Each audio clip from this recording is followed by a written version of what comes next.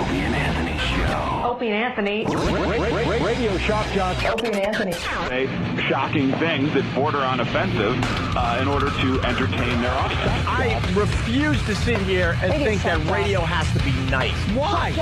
Why does radio, out of any other medium, have to be nice?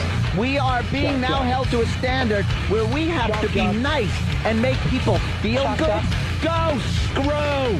Radio bad boys, Opie and Anthony. Controversial radio personalities, Opie and Anthony. Infamous DJs, Opie and Anthony. Talk show radio hosts, Opie and Anthony. Opie and Anthony. Opie and Anthony. Radio shock jocks, Opie and Anthony. Opie and Anthony. Shock jocks, Opie and Anthony. Shock jocks, Opie and Anthony. Opie and Anthony. Shock jocks, Opie and Anthony. Opie and Anthony. Testing 1 2 1 2. Po boo bo banana nana banana fana fofo fee fi momo po. Who thought you were dead? The people you were partying with? Dealers, yeah. Dealers and stuff, and they just threw them in a dumpster in London. Well, you know, I left them there. I think it's pretty funny, and no one wants a dead rock star. This is where entertainment is going. I shot my computer. You can't shoot guns in suburbia. And I fully expected the police to show up. This is showing responsibility. Opie and Anthony. I think worse than having sex with a man would be, as you're kissing one, to feel his man hand holding your head like the sweat of a man hand right on the base of your neck. This is the worst. The worst show This is the worst show I've ever been on. But enough of this palaver. Let's get the show on the road.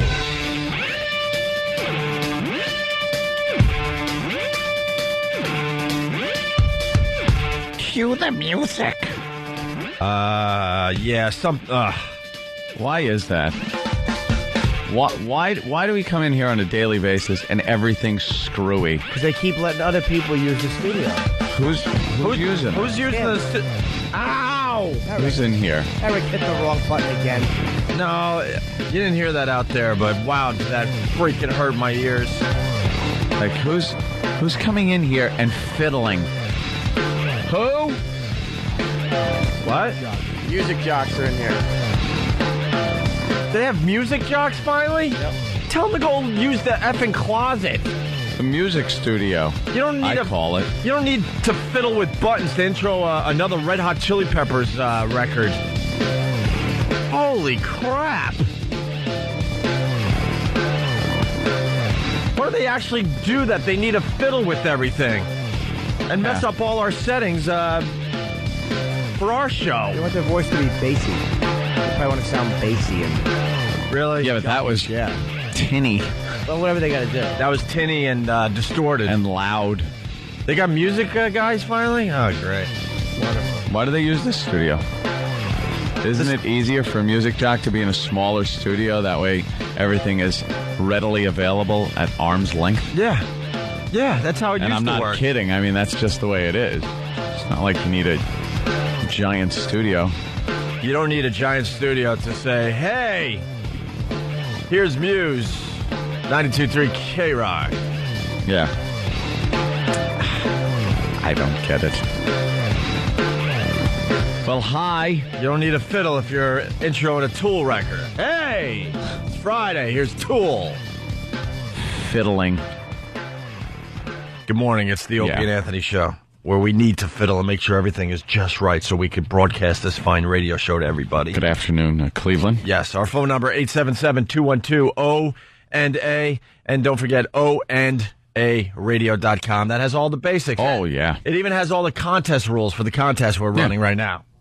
It's the website to go to get all your O&A information. That's right, including the show rundown that Steven asked from Bayshore. Writes every day. That includes all the links and all the stuff we talk about on the show. So if there's a wacky video or a weird website or what have you, we'll point you in the right direction. Right. Through O&A radio.com. O&A. O&A. Hey, O&A. O&A. What's going on with everybody today? How you doing on a Friday? I was running around yelling TGIF the minute I got up. Oh, who doesn't? Isn't it just great? Well, we get to wake up to Naked Guy. Yeah, why? Naked Guy. New York Post, front page, Naked City, Times Bear, instead of Times Square. I just got it. I didn't even get that. Oh, that's terrific. Naked City, Times Bear, Only in nude York, kids. Why?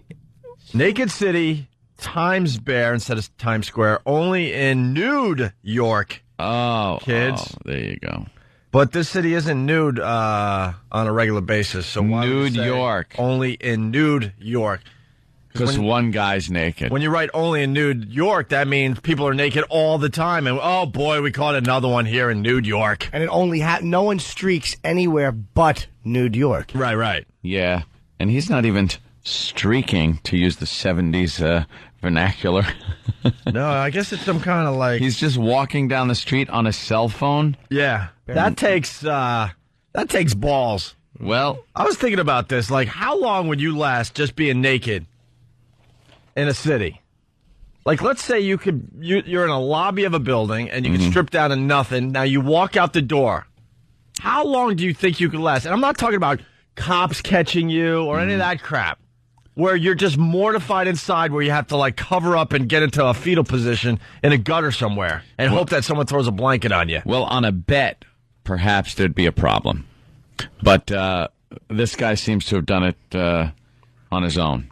Because this guy is walking. He couldn't look more casual. He's looking at his cell phone. He's using his cell phone.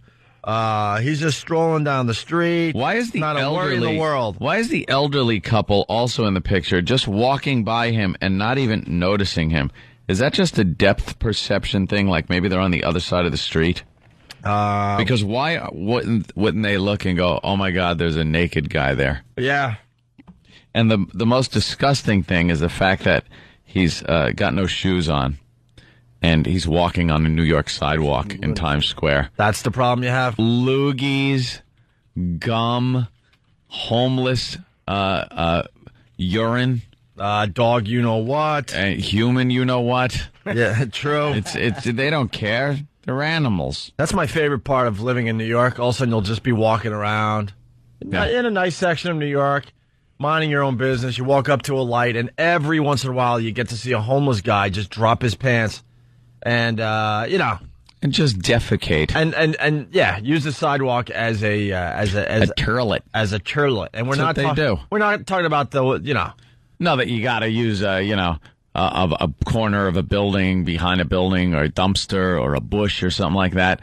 Not that kind of quick relief after a few beers. No, we're talking relief after some burritos. Yeah. You're waiting for the light to change right next to a homeless guy, and every once in a while he'll just drop trow. Yeah. And take care of business as the lights, says don't walk. Homeless people could be, especially in New York, just the freest humans on the face of the earth. As long as they don't get drunk and in fights to get arrested, for the most part, they could do whatever they want. Yeah. And they're pretty much left alone for the most part. They get violent, but they're able to just, hey, I'm going to just take a dump right here. Well, they're calling this guy a hipster. What is a hipster? Why are they calling him that? I don't know. What year is this? Hipster. And welcome to Times Bear instead of Times Square. What a weenie, the article starts off. Tourist eyes were popping and locals' jaws were dropping yesterday morning when a curly-haired hipster bopped around Times Square in the buff. In the buff. Stunned passerby stopped, stared, and snapped pictures of Josh. He's 26. During several minutes of his naked stroll at the crossroads of the world, everybody. After stripping to the altogether, that's what it's called? Stripping to the altogether. In 1930. He zigzagged back and forth along 7th Avenue between 47th and 48th Streets, right around 11 a.m., man. Yo, homeboy's got full frontal nudity right here, shouted one witness into his cell phone. I guess this guy's a playwright. He's from Brooklyn. People are saying he's a strange guy. And it basically just started wandering around. He started knocking on the side door of an Olive Garden. They wouldn't let him in, of course. Then all of a sudden he just started running. And then he ended up in a steakhouse, Tad's Steakhouse. Yeah. And then he jumped on the counter and just started jumping up and down. On top of the counter while people are eating. Those dirty feet. And then he was ushered out. Ugh. Then the police got involved. And this is classic. You got ID on you? One cop asked. Where's he going to have his ID? I mean, this guy If he is... did, you didn't want to look at it or touch it. Exactly. This guy is naked. There is nothing on him. And quite an embarrassing photo for the NYPD, I must say, on page 8 there. I noticed the same thing. Because there's a cop that is just going to get his ass handed to him today by his fellow officers. Yeah. He is looking down and just staring at this guy's junk. Look at that. Just staring at You it. think they're going to tease him at the station house? Oh, God, are they? They're going to blow this picture up. It's going to be all over the That station house. picture, yeah, that picture is hanging up all over his precinct. all over him for it. All over. He's staring right at it. Yeah. Just staring. Almost, and it looks like his tongue's ready to come out of his mouth to lick go, his lips. They have it in the paper. It's covered with an apple that says only in New York. Right. And then you got the older cop that's up on a truck looking down, and he's just disgusted. I've seen it all in this city. Yeah, but Back in the old days. Oh, this younger cop, he's going to have a rough day, man. Yeah. If we know the NYPD like we think we do, oh, boy, is this kid in trouble. Yeah, he's looking a little too interested in one part of this guy's body. As they're cuffing him and booking him for nudity in Times Square. And what about the other cop? Any relation? Huh? Look at the bag on his hip. His utility bag. Look at the name on it. Oh, wow. I guess that's one of my family members. Yes. He's not the one. Thank God he's not the one looking, because the jokes would never stop. Yeah, because then I would be part of this. Right. No, Officer Hughes is the one. Officer Hughes is... He's not even looking at the guy. Nah, he would never look at that. No. Ever. He's actually looking at the cop that's looking at the guy's junk. Right. He's jealous because him and that cop have something going, and Hughes doesn't like that other officer checking out a stranger. Yeah, Jimmy just spins it around. Well, Hughes knows, because Hughes was not interested in this guy. No. The guy's white. He never goes for the white guys. Only the black or Latin fellas. This really is a great picture, because you got the naked guy, completely naked, being cuffed with his eyes closed, and he's wide open there, whatever. I mean, and then you got the younger cop just staring at his junk. Then you got the huge cop looking at the cop that's staring at the guy's junk, like, what are you doing? Yeah. What are you doing? And then you got the older cop that pretty much looks like he's in the middle of, putting his hand over his eyes. Yeah, he just wants to take a phone book to this guy. I know how to treat your kind. Yeah, back in the day. Yeah. Back in the day, we'd have taken you around back. Back in the day, we took care of these perverts in our own special way. That's right. So there you go. We wake up to a naked guy on the front page of our paper.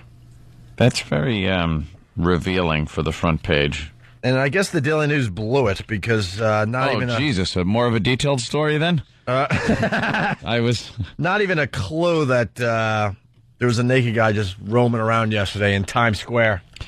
Well, they blew it. The photo is from a New York Post photographer. Oh, really? Yeah, that's what it says on the front page. So they got the exclusive photo. Let's say hi to Brooklyn Ace, a big fan of the show. What's up, Brooklyn Ace? Morning, boys. Hey, hi, Brooklyn.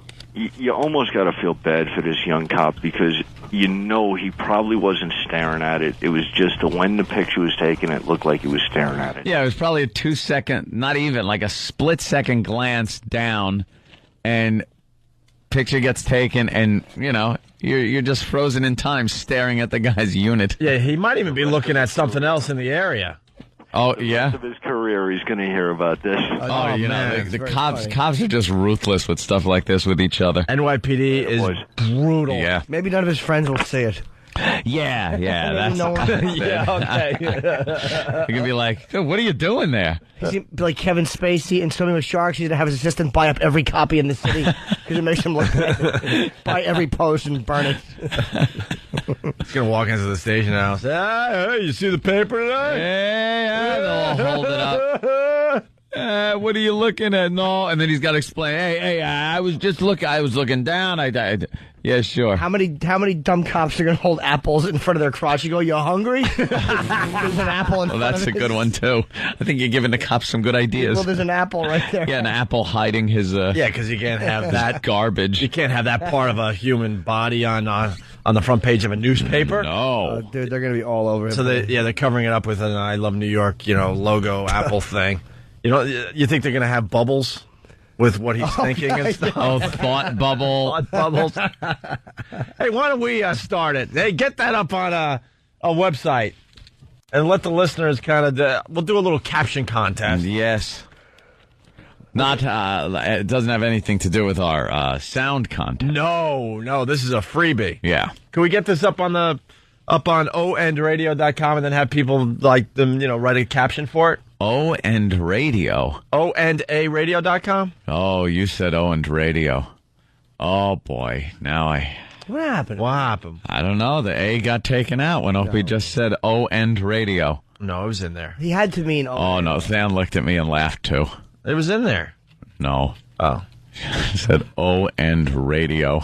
I guess I brought my dream to the show today. That just sounds lonely. O Radio says that Opie wants to do radio without you.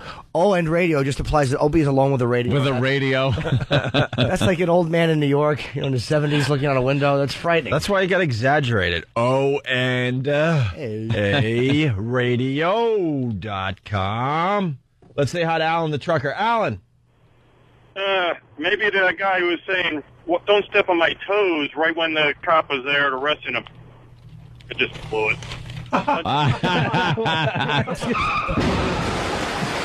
Did Alan say I'm just bored? He's like, He goes, I just blew it. I just blew it. Like the guy understood he sucked. Yeah, he had a good thought. He said, I got to call the show. Yeah.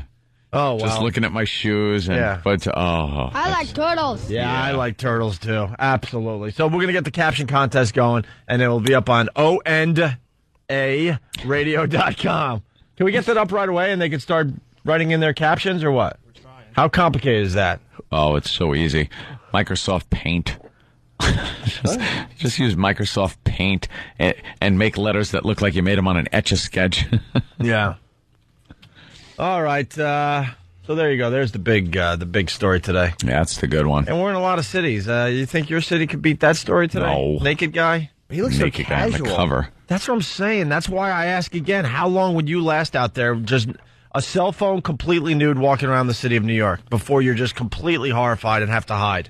Do you think this guy told the New York Post he was going to do this? Because what are the odds that a New York Post photographer is going to be there to take those pictures? Just luck of the draw. He's walking around and sees naked guy right from the start till the bust and everything. Well, it's selling a lot of papers today, too, so Yeah. maybe they're in cahoots together. Maybe. I don't believe it. Oh, look at this. Oh, because Oh, please, brother. please All right, tell me here that. we go. Hi, who's this? Hey, this is Gavin, Hey, Gavin, how are you, buddy? Where are you calling from? Utah. Yeah, what's going on? Why are you calling the show today? Because I'm probably an idiot, and that was this thing from yesterday. Yeah, you are an idiot. Hi, who's this? Al Siegel? What's up, Al? I don't know. Is this the turtle thing or not the turtle thing? I don't know. I didn't hear what time the turtles were on. No. No, sir. Al. So you're a fan of the Opie and Anthony show, are you? Oh, yeah. Yeah. Yeah, cool. What's your favorite bit, the Opie and Anthony show? Yeah. What's your favorite bit on the Opie and Anthony show? I don't know. Like Yeah, it's not time to call, sir. It's not time to call. Oh. Hi. Yeah. I like comedy. Hi, who's this? Hey, it's John from Long Island. Hey, John, how are you, buddy? Good, how you going? Good. Why are you calling How the show you today? going? You'd be surprised how long you last in the city naked, because I went streaking 3 times, never got caught, and each time was about 15 minutes. So, what, you like to streak around New York from time to time? Yeah, one time I was at McSorley's Pub downtown, had a couple too many. Somebody dared me to walk across 3rd Avenue, naked. I did it. I started directing traffic in the middle of 3rd Avenue for about a good 10 minutes, and for the most part, people just kept on walking by. And you were completely naked? completely naked. The only thing I was wearing was my shoes because I didn't want to, step on anything. Sure. Of course not. He was in his all together. And at any time, well, you were buzzed though. I mean, at any time were you mortified? Like, oh my God, I got to cover up. I gotta hide. Nah, everybody's got one. Yeah. All right. God. Some people, especially after a few. Another time I actually went into a bar and drank a beer naked. God bless you, bro. Did people yell at you in their cars? What's that? When people, you said they're directing traffic, people screaming at you out the window? Yeah, some people, they'd stop and honk and, point and stuff like that. But, for the most part, everybody walking in the street was just walking right by like nothing was happening. Wow. All right, there you go. Thank you, sir. All right. Thanks a lot, guys. All right. Bob in Providence. What's going on today, Bob? Hey, you guys keep talking about the new website and that guy who's writing the rundown. Yeah. I wanted to know if you could talk about his charity work, giving pets to radio show hosts. Little Jack. Oh, no, not another Jack thing. Steve from oh, Bay no. Shore. Thanks, guys. You're great. Give me Jack. Thank you, sir. Let's say hi to this. Well, these phones are lit now. Cat and Steve. Hi, who's this? Okay. Hello? Good. Yeah, who's this? This is Eddie from Arizona. Hey, Eddie. Hey, I just wanted to let O&A know the level of loathing I have for them. I laid up all night in my bed staring at the ceiling going, da, da, da, da, da, da, da. Oh, my mother of God. You did it wrong, sir. Yeah, you did it wrong. Yeah. This is going to cause more. Oh, this is going to cause a panic now. Oh, look at the phones. Don't they know the rules? All right, thank you, sir. See, because there's a lot of smart people that are fully aware about the Opie and Anthony radio show, and they know what's going on. It's crystal clear to them. And when we try to tell them how dumb a lot of people are that listen to the show, they don't believe us. No. We have come up with the simplest contest you could do. It's so easy. And look, they're calling like crazy because they heard I Like Turtles. Yeah. And now they just heard that one. And now they heard today's clip, but it's not at the right time. But they're calling like crazy. That is today's clip. So for all you people going, all right, shut up, guys. This is stupid. This is so easy to follow. No one would be confused by this. Oh, really? Hi, who's this? Hello. Hey, what's going on? Why are you calling the show today? I think I know what that cop was saying. Thinking. Okay, what? Now that's a big apple. I like the ta-da delivery. All right, now that's a big apple. You're doing a Vlasic pickle commercial. All right, the phones are lit because everybody's confused, even though we have the easiest contest going for the next month or so. Yeah. We'll explain the whole contest after the break. You got another chance to win $1,000 today. Yeah, come on.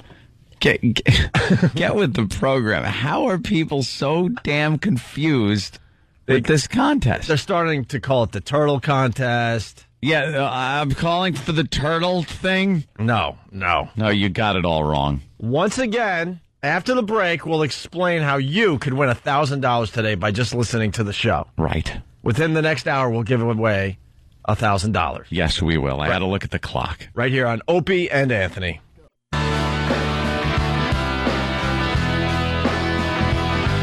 You're checking out the Opie and Anthony show.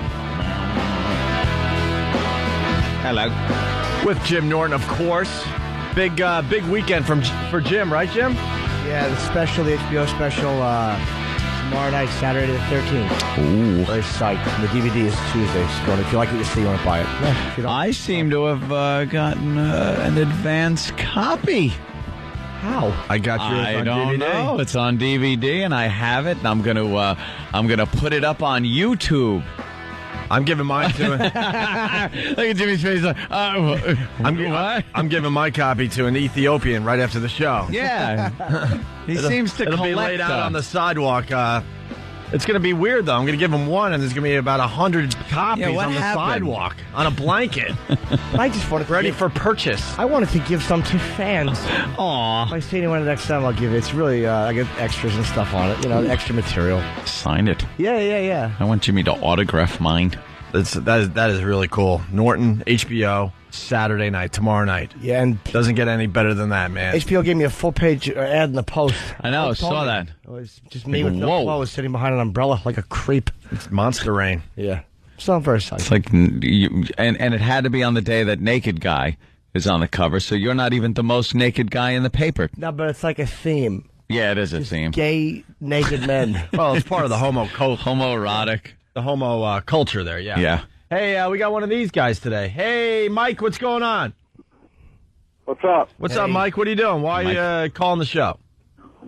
I just put the number in my speed dial, and they said, hold on, I'll put you through.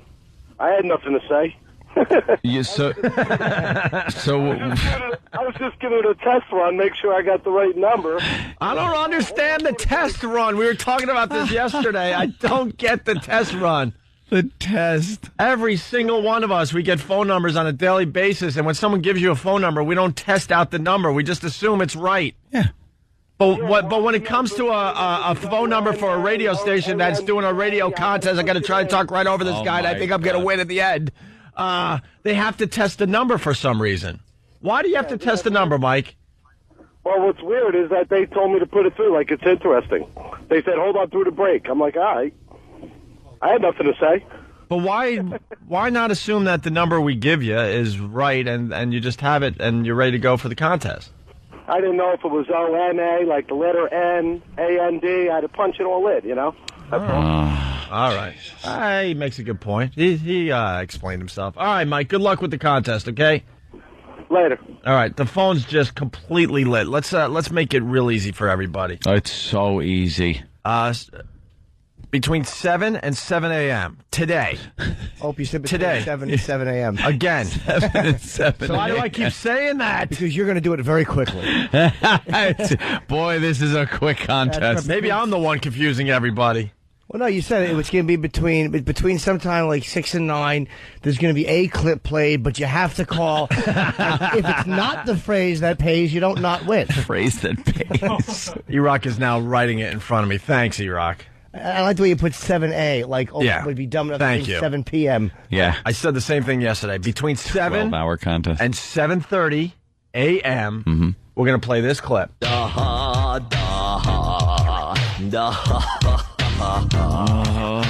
When we do... Eastern time. When we do, be the 10th caller at 877-212-O&A, and you will win $1,000. I don't know why you're calling now, but you are. Oh, But you God. Stop it. You're just calling now for whatever reason. Stop it. Please stop. And people are frustrated that we're talking about this contest too much. Don't worry. By next week, we'll really, downplay this thing. But we're just amazed by, I guess, the excitement, the stupidity. It's just amazing. It's just unbelievable. All right, so between 7 and 7:30 a.m. What's wrong, Jimmy? I'm very confused, but Vinny Brand, who owns a Stress Factory, who's a very good friend, sent me this very nice Star Restaurant Organization credit card for a dinner out. Yeah. He said my book scared his daughter, so this was like a gift. But it lists, do I have to eat at one of these restaurants that's listed, or is it? Yeah. But there's only 8 of them, and I don't know where they are. Well, because it's like a restaurant group. Oh. It's like one company owns all those restaurants, and they have gift certificates. So the Vinny gave you a $200 gift certificate, and you could use it at any one of those joints. There's some fine restaurants on there, Jimmy. I don't know, but aren't they in Philly, most of them? No, there's some in Philly, some in New York, because that's what I was thinking, There's too. 2 in New York. That's it? Yeah, it says Atlantic City, there's a couple, and there's 2 in the Big Apple. All right, well, it's still a free it meal. is 200. Okay. I thought he was being cheap. And I thought I was the only one that thought got it was one. 20. He gave them to everybody? Wow, thanks, Vinny. That is yours very more nice. Than 200? That is very nice. Huh? Is yours more than 200? 400. Mine was 500. Ass. 200. 500. You had to trump me. That would be funny. Yeah. I just wanted in on the bit. I figured I'd have fun with the bit. That is very nice of Vinny. No, we all got... Where do we have to travel to eat? Oh, it's unbelievable. It's probably for the Stress Factory. Yeah. You get a free dinner at a show, stupid. What? Free wings? Yeah, here's a free hot pretzel. Come see the amazing R-rated hypnotist who will have you doing something naughty. Tee-hee. Cover your ears, ladies. Like to spit in Vinny's hair. What note? Why can't we just accept a gift and go, wow, that was really nice of Vinny? We're awful people. We promote a ton of comedy clubs on a regular basis on this radio show. No one ever sends anything. It's finally one of these dopes sent us something, and we have to trash them. Wait, what does your note say, though? Because mine had a personal touch in it, which is very nice. It said, Jim, your book's scared by daughter. Vinny has a very lovely smoking hot daughter, and it says, thanks for all you've done. Enjoy a night out. And then he puts, I would bite Vinny's nose off right now if he was here. He put the number, his 545 ha. Oh, ha ha. Can I call for reservations? No area code either, so I should just dial it and I'll get that stupid recording.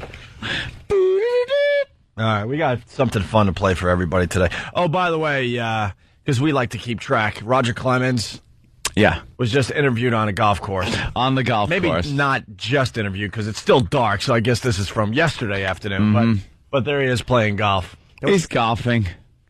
Oh, my God. Oh, my goodness gracious. Roger Clemens stepping up to the tee box. That interview was during the 7th inning of Game 4. As soon as he got knocked out. Like, hell, it's still light out. I think I could get 9 in. That's really good, Jimmy. Yeah, you got the Red Sox and the Indians playing tonight.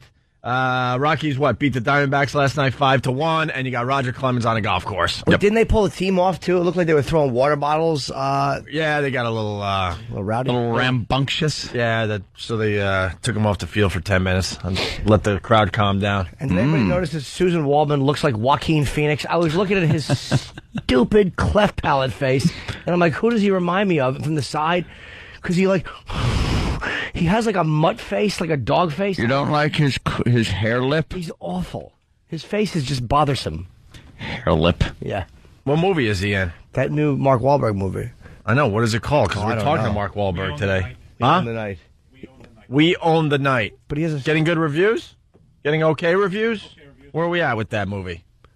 I think it's in the 50% range. On Rotten Tomatoes? Yeah. Okay, there you go. What's it about? How he tries to use a chapstick and needs 4 to cover the top part of that deformity? To fill in the crevice like Bondo on a car. And he keeps settling down and he has to refill it.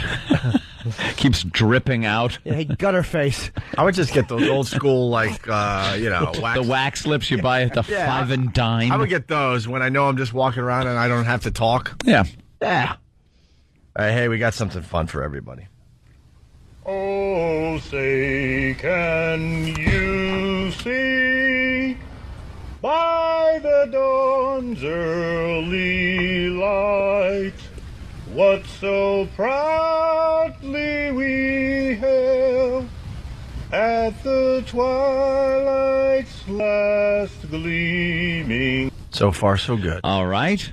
So far, so good. It's a beautiful song. Lackluster rendition, but at least he's on key, hitting the notes, and getting the words. Okay, that's all I want to do.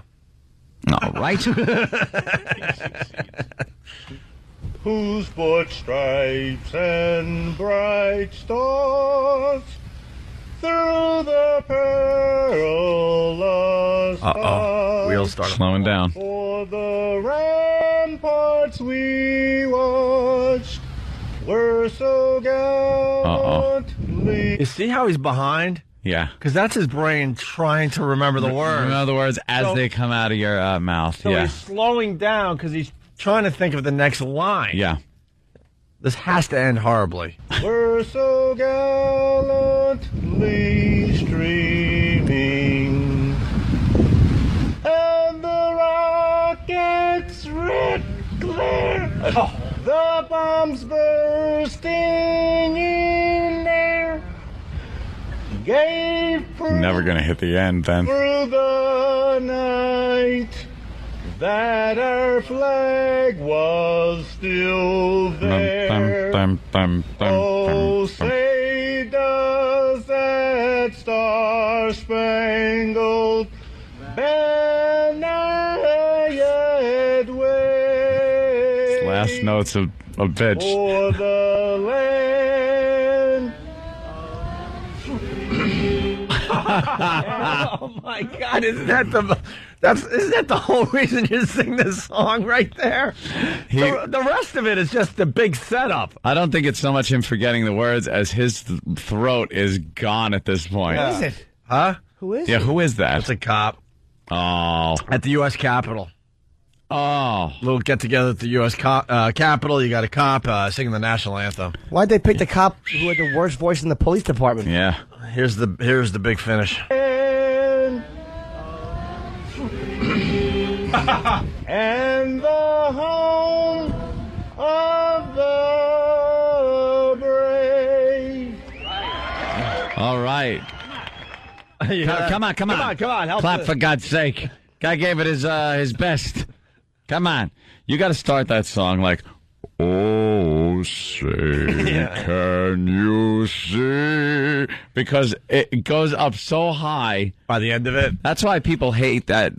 Not hate it, but a lot of people say that we should have a different national anthem because that one is just so difficult to sing that the average Joe can't really sing it. Or You don't know where Robert to Klein start. years ago had a very funny bit on this song. How it was about, I think, the War of 1812, which he said we lost. It was a really funny bit how America the Beautiful should probably be the... Yeah, America the Beautiful is a good one. But that one, the flag being there. Yeah. That was pretty much the whole gist of it. Oh, Rocket's Red Glare. Yeah, Rocket's Red Glare. I kind of like that our whole national anthem's based on bombs and stuff like that. That's great. Bombs bursting in air. If they're bursting in the air, they miss. How about a bomb bursting? Bursting on the target. Bomb bursting on soldier. I don't want bombs bursting in air. That's a fruity 4th of July display. And this was before 4th of July. Now it's cool, but back then, if they're bursting in air, they're not getting the job done. Exactly. That means we conquered Brooklyn. There's a fort somewhere where it's business as usual because your bombs are bursting in air. The whole, all the enemies are just going, ooh, But that was before we understood what that meant. 1812, for See, we God's get sake. confused because we're all in awe of seeing that on the 4th of July. But back then, there was no 4th of July yet.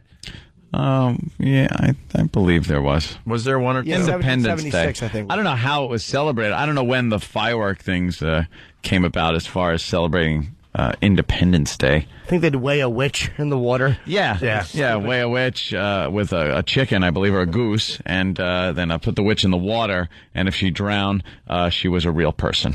And what are ramparts? I don't understand. The ramparts we watch. The ramparts of those, on top of an emplacement, like a fort. You ever see like the little notches taken out on the top? No. Of a fort, a fortification. Oh yeah. With look up rampart there, And Ira. the ramparts we watched Why would we ever look up rampart? were so gallantly streamy. I don't know what it means. Yeah. Yeah, the song doesn't make much sense. No. All right, hey. How did you know that? I'm obsessed with this contest, and just when you thought it couldn't get dumber, we say hi to Lynn. Hi, Lynn. Hi, how are you? Good. What's going on? Why are you calling the show today? I'm very aware of the rules. I know it's not time yet, but I was trying to call yesterday, and there is a bit of confusion because in terms of the numbers, if you put in O and A-N-D-A, it's too many numbers. So I didn't know if it was O-A-N-A or the numbers is just, it's confusing in terms of what you need to dial. Right. So I want a correct number. Okay. So you want the correct number? Yeah. I hope people understand how unbelievable this is. So, Lynn, you need the correct number to call us Yeah. to win $1,000. Right. And what number do you think is the correct number? Well, see, I'm an XM listener, so I see the 866-WOW-10-WOW number, and then I know you said 1-877-212-ONA, so I don't know which number to call. What number have we told you to call? The 1-877-212-ONA. Right. But again, when you're putting O and A in, is it O-A-N-D-A or Oh, my God. It's too many numbers. Well, when okay, Lynn, let's slow down a little bit. So when you punch in 877-212-O-N-A, what happens? Even though there's too many numbers. Well, I haven't dialed that number because it's too many numbers. Well, see, but why wouldn't you just give it a try And Jimmy, you want to talk about Ann Coulter next? Are you insane? But madam, we got to talk about poopy. Madam, we got to talk about. Oh my God! Coming up next on the Opie and Anthony show, we're going to talk about poopy castles. Madam, why should we talk about Ann Coulter? Let me This ask is you- who we're dealing with. if you dial 1-877 and then the phone number said dial 400 R's, Right. what would happen after you dialed 877 and then 7 R's? The phone would start ringing, correct? Right. Regardless of how many more R's you put, Right. Okay. the phone would start ringing. Got it. That's all I needed. Okay. Yeah, but Lynn, Yeah. you know, in advertising and stuff, they always use like phone numbers that are easy to remember by like having a word. Yes. But we all know that the word has too many letters in it for an actual phone number, but that has never got in the way of people understanding what's going on. Like the most common phone number, like to give out with a letter, would be a 1-800. But that's usually too many letters. But you can remember it and spell it out, and then Yeah. the phone will just start ringing when you're on the third G. Right. Because if you call 877-212-O&A, Yeah. when you before you even start like punching the extra numbers, Yeah. the phone will already be ringing. Okay. All right. That explains it. I just Yeah. As some examples, our listeners are saying Yeah. people should say 1-800-DUMB. Right. See, if you started that before you got to the last couple of letters, you know, your phone would start ringing. And Stephen S. from Bayshore suggests that you dial 1-877-U-DOLT. Yeah. Okay. Another one is 1-888 you stupid.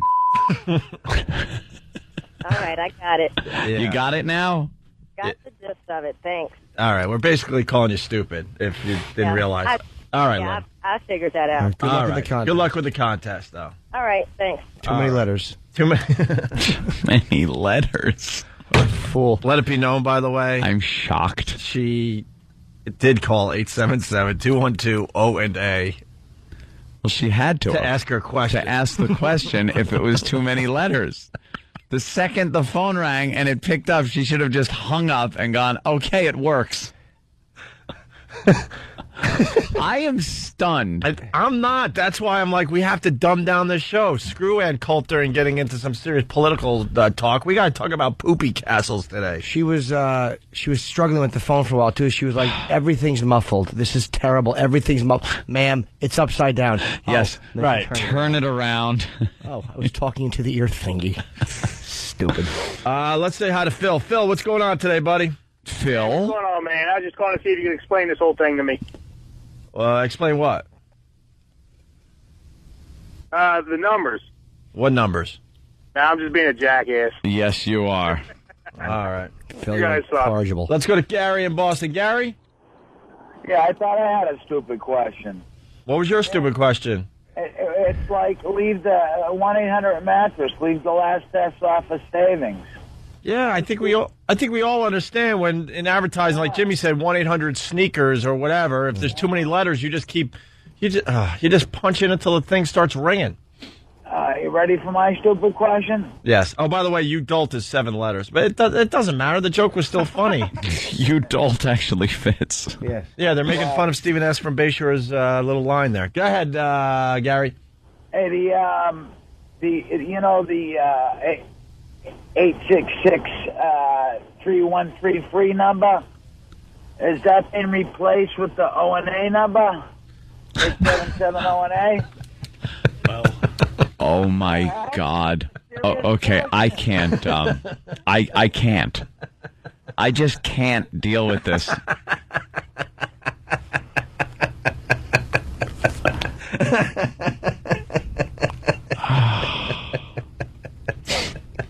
Are you all right over there?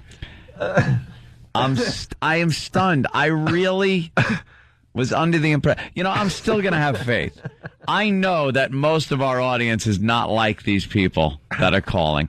I think a lot of people that are calling are new people sampling the show, perhaps, because they know that we're giving away a lot of money between 7 and 7:30, and only between 7 and 7:30. when you hear the sound that we played the day prior and earlier in the show. Well, And it's let's make it even only easier. 7:30. Let's make it even easier. This sound.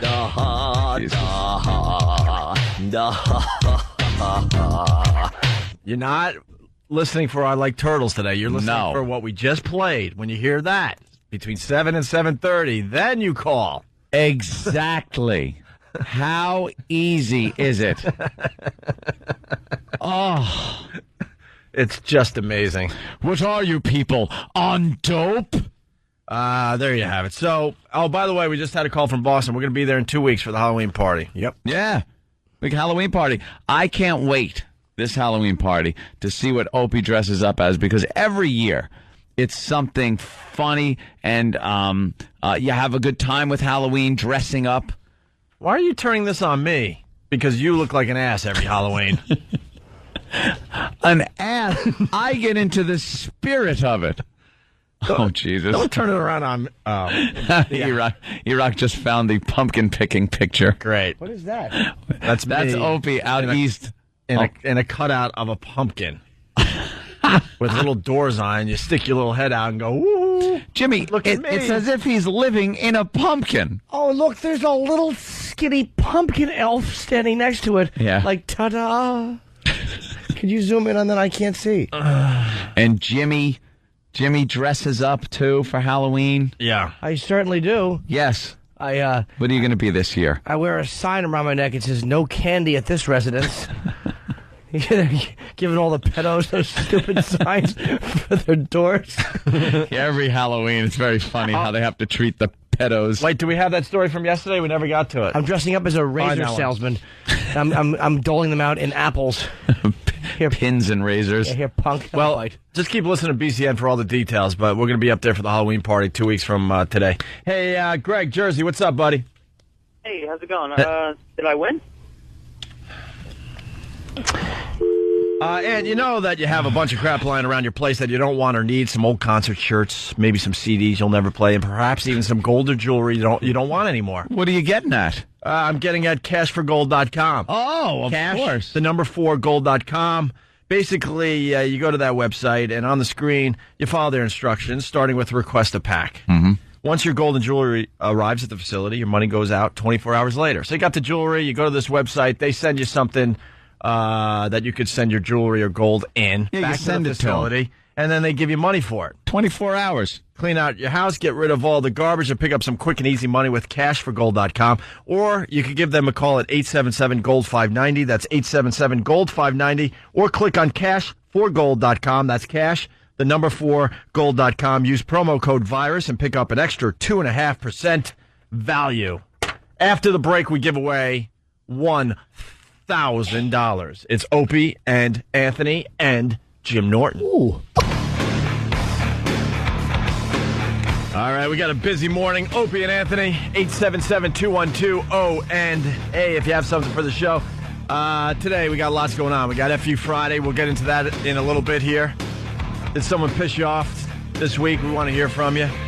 Also, it's Point and Laugh Friday. It's also Is Tom Alive Friday. We'll get an update on Tom hopefully a little later on. We're going to be giving away $1,000 anytime starting now. And now 7:30. We are past the time. We are in the window of opportunity, as they say. That's right. Here it is. So if that sound played, you would call then. But it hasn't played yet. But it hasn't, so don't even try. So keep listening. Hang right up on you. Between now and 7:30, you have a chance at $1,000. We're going to do this for like a month, which is kind of cool. Not cool as far as trying to do a radio show, but kind of cool for you because you get $1,000. Hey, we mentioned this. Baltimore distributes no candy home signs to sex offenders for Halloween. Yeah. We're kind of joking about this, but this was a story that hit yesterday. To discourage contact with children, some registered sex offenders in the state of Maryland will be asked to post signs at their homes that say, "No candy at this residence" on Halloween. Unconstitutional. It's what, Uncle Paul? Unconstitutional. Oh, you want to fight this? Man shouldn't have to hang a sign when he's just trying to hand out candy to little youngsters. Oh, my God, I hate that voice. Trick or treat. Let me smell your feet. Give you something good to eat. Yeah, it makes a little rhyme. Oh. Yeah. For the second straight year. You little princess, are you? Come on in, I'll give you yeah, the magic wand. The probation agents plan a team with local police to dissuade sex offenders who are not allowed to have contact with children from participating in the holiday. Why? Huh? Why? In addition to the signs, all such offenders have been advised in a letter to stay home. Stay at home. So you have to put a big sign on your front door, and then you got to stay inside. And they got to be inside from 6 p.m. on Halloween until the next morning. They got to leave their lights off and refuse to answer their doors. It's like insanity day for them. Imagine a day where one day a year you're at home and the hottest chicks just come to your door scantily clad. Yeah, let's just come up with a new holiday so everyone can understand what's going on here. And it's just hot chicks and it's Hot Chick Day. Hot Chick Day, and you're like, whoa, damn, there's a hot chick. Hot chick. Whoa. They wear a little outfit, and you give them a little something. That's what this is for pedophiles. Yeah. It's Hot Chick Day. They have to put a sign on the door. They got to turn all the lights off, and then they just got to sit on a couch and sweat all night. Just sit there. Oh, God. Oh, my God. All that goodness out there, and I can't even partake. Poor little kids. Some creep behind his closed door sitting in the dark with his night vision goggles looking out the window. I want to go to Kinko's and get no candy signs made, like hundreds of them. Just put them on people's doors. Just do the whole neighborhood. Oh, that's funny. You got to peek through the little letter. Did anyone say that? The little letter slot? Yeah. No, there's a reason no one said that. There will be some houses where it's a sex offender's house and there's not a no candy sign posted. But in all those instances, someone will be going to the house to make sure the right thing is happening at that house. Mm-hmm. So the authorities, the right thing. The authorities will be dressing up as hot little kids, I guess, and knocking on some of these doors to make sure they don't answer. I'm Chris Hansen. I'm looking for candy. Trick or treat. Why don't you sit down over there? How awful is that? You hear, got any candy, mister? And you open the door with your robe askew. And it's a cop. Because a pedo is so eager to get that door open. Oh, yeah. You just open it quickly with your robe askew, and the wind knocks your robe open even farther, and it's a policeman. Where's your sign, sir? Oh, I don't have one. Yeah, like the little things that tie your robe are hanging all willy-nilly, like you're like a real... Like you're like a real rich guy, you know, on his yacht. But you're just completely nude, and you got one hand on your hip or something. Yeah. Hey, hi. Uh-oh. Yes. Yes. Are you a superhero? No, you're not. You're a policeman. An awful big child dressed as a cop. Bunch of creeps. God, just sit here. I can't even get up off the couch. Don't get up. Oh, for the love of God, go away. Oh. Just go away. But what if he's dressed in a Spider-Man uniform showing off his tights? Oh, boy, what'll I do? Anyone home? Oh, I should say something. Good evening. No, my health doesn't allow it. Hello, anyone inside? Try the wine. I was trying to get him drunk. An eerie sight for my monster from his slab. Yes. These are the people, too, that get a little too into it. Look, I've made a haunted house. Come on in. Yeah. All right, walk through my haunted house. But mister, this goes upstairs. Yes, it does. To the scariest place of all. The Dungeon of Horror. It's also known as my bedroom. This isn't scary. There's no ghosts or goblins in this apartment. There's just one little skeleton nailed up to the wall. The real horror is upstairs. It's a fear that lasts a lifetime. That you'll pass on to future generations. Right. Well, how about the greatest guy ever? The guy who tried to hang his wife in a haunted house? Yeah. Yeah. This guy rules. Yeah, what's going on with that Good Halloween story starting a little early. This guy from Spokane, Washington wanted to avoid a divorce, so he took his wife to the garage to show her a haunted house he created, and then he tried to hang her. I love this guy, because his wife was, she's got like rope burns on her neck, and apparently, she didn't realize, I guess, the marriage was going bad, so he goes, I have a haunted house in the garage, and he made her climb the ladder and test the noose, and then he turned up the radio and kicked the ladder out. Wow. Test that noose, honey, while I turn the radio on, and stupid put the noose around her neck, and he boots the ladder out. How the hell did she get down? Right. Well, she was hanging there, and then she, they said she often needs a wheelchair to get around, but she was able to periodically support herself on her tiptoes. And she said at the last minute she was able to escape, but she had to promise him that she wouldn't divorce him, and she'd never tell anyone what he had done. I guess that promise went awry. I promise not to leave you or tell the police that you're trying to hang me right now. What a dope he is to believe that. Yeah, at that point, you gotta, kill her. That's under duress. All right. I'll take you out of the noose, but honey, test this guillotine I've made. It's wonderful. Just put your head in there. She really tested it. Well, she stood on her tiptoes and put her head in the old noose, and he boots the ladder out. Imagine that visual is hilarious. Oh, that is great. As the ladder is pulled away in her head, you could almost hear her go, I get it. He's trying to... No. Yes, he is. I'm choking. How do you bargain with it while you're being hung? I thought once you were hung, you were dead quickly. Yeah, that's why it doesn't sound right. Like, why the hell?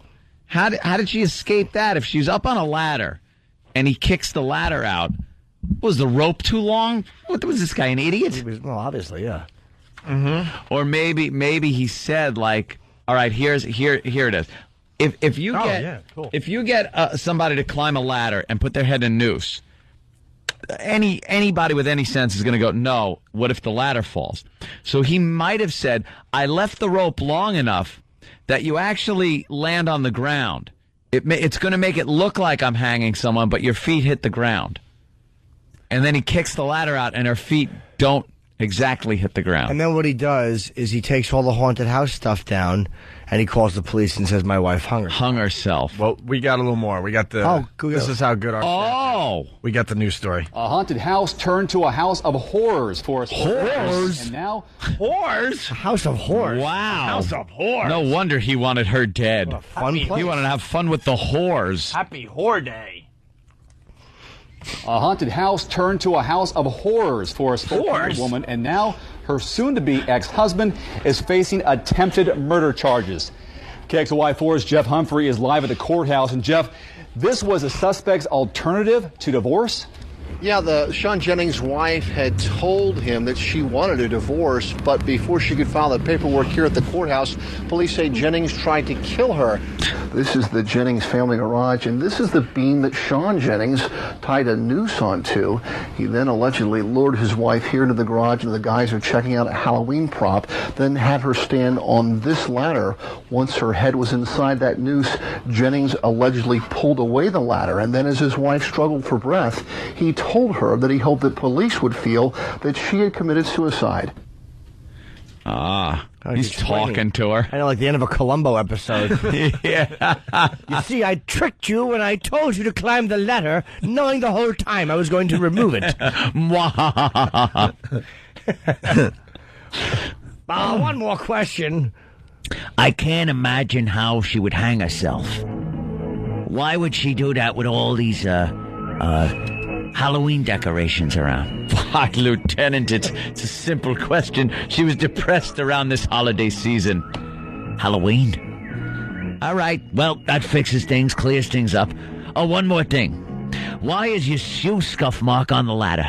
Like that's what he would find. Yeah, just a shoe scuff mark. Sure. I was trying to help her. I found her in the throes of death, and I tried. All right, you win, Columbo. Damn you! I killed her. There was fess up to it at the end. You win again, even though supposedly I've never heard of you because this is my first murder attempt. Yeah, good point. I don't know how I know who you are unless I watch you on television. They always confess to the dumbest piece of evidence, too. I found a contact lens in the trunk of the car. Oh, you got me. Holy jeez, I tried to kill her and stuff. No, it's my lens. I just found it. I was saying that. Mom, you got me. Lieutenant, you are a genius. Oh, you did it? I thought it was the other guy. You ever see the one where there's a dead body in the wall with the pager, and Columbo calls the number, and yes. it beeps from behind the wall, and the guy's like, you caught Just me. puts his head down instead of going, what the hell is that? Yeah. You got me. More to the story here. And I said, why are you doing this? What wrong? And he said, because this is it's easier for me to kill you than go through the divorce. However, police say Sean Jennings, seen here in court, then Well, I think there's a few guys out there that... So was that her? Yeah. She sounds like her voice is a little scratchy. Yours would be a little scratchy, too, if you were hanging. Her larynx has been crushed by her own weight. Right. Just lost a little air there. Give her a break, will you? I think there's a few people out there going, I understand. She's got to walk around like Tuco from The Good, the Bad, and the Ugly with that noose mark around her neck. If you miss, you better miss really good. Or at the end, actually what happened was Clint Eastwood fired and shot her down. Yeah. That's how she lived. That's how it happened. She fell on some gold. You then go through the divorce. However, police say Sean Jennings, seen here in court, then lowered his wife to the ground after she promised not to tell anyone about what he had done. And she remained silent until yesterday when she phoned police from this Walmart. Today, a judge set Jennings bail at $500,000. And if somehow Jennings can raise that amount of money today, Judge Peterson also ordered Jennings to stay at least 2 blocks away from his wife. Tonight, he's on a suicide watch inside the Spokane County Jail. 2 blocks away. Could you just put your head in the noose on that lamp post? No, I can't get any closer. Just do it, dummy. 2 blocks? Should be further than that. I tried to hang her. Wow. All right, well. Thank God she promised. No, you first. I was saying, thank God she promised not to tell. Imagine if she'd been stubborn or somebody that I would eventually wind up dating. Just promise you won't divorce me. I'm not promising anything. Nothing. Just let me down. Let me down so I can take half your money and call the police immediately. That's probably the first in a, even though it was intentional, the first in the long line every Halloween season of people hanging themselves, thinking they could be clever, make a little prop, scare people. If you put a noose around your neck and lower yourself down, you're going to die.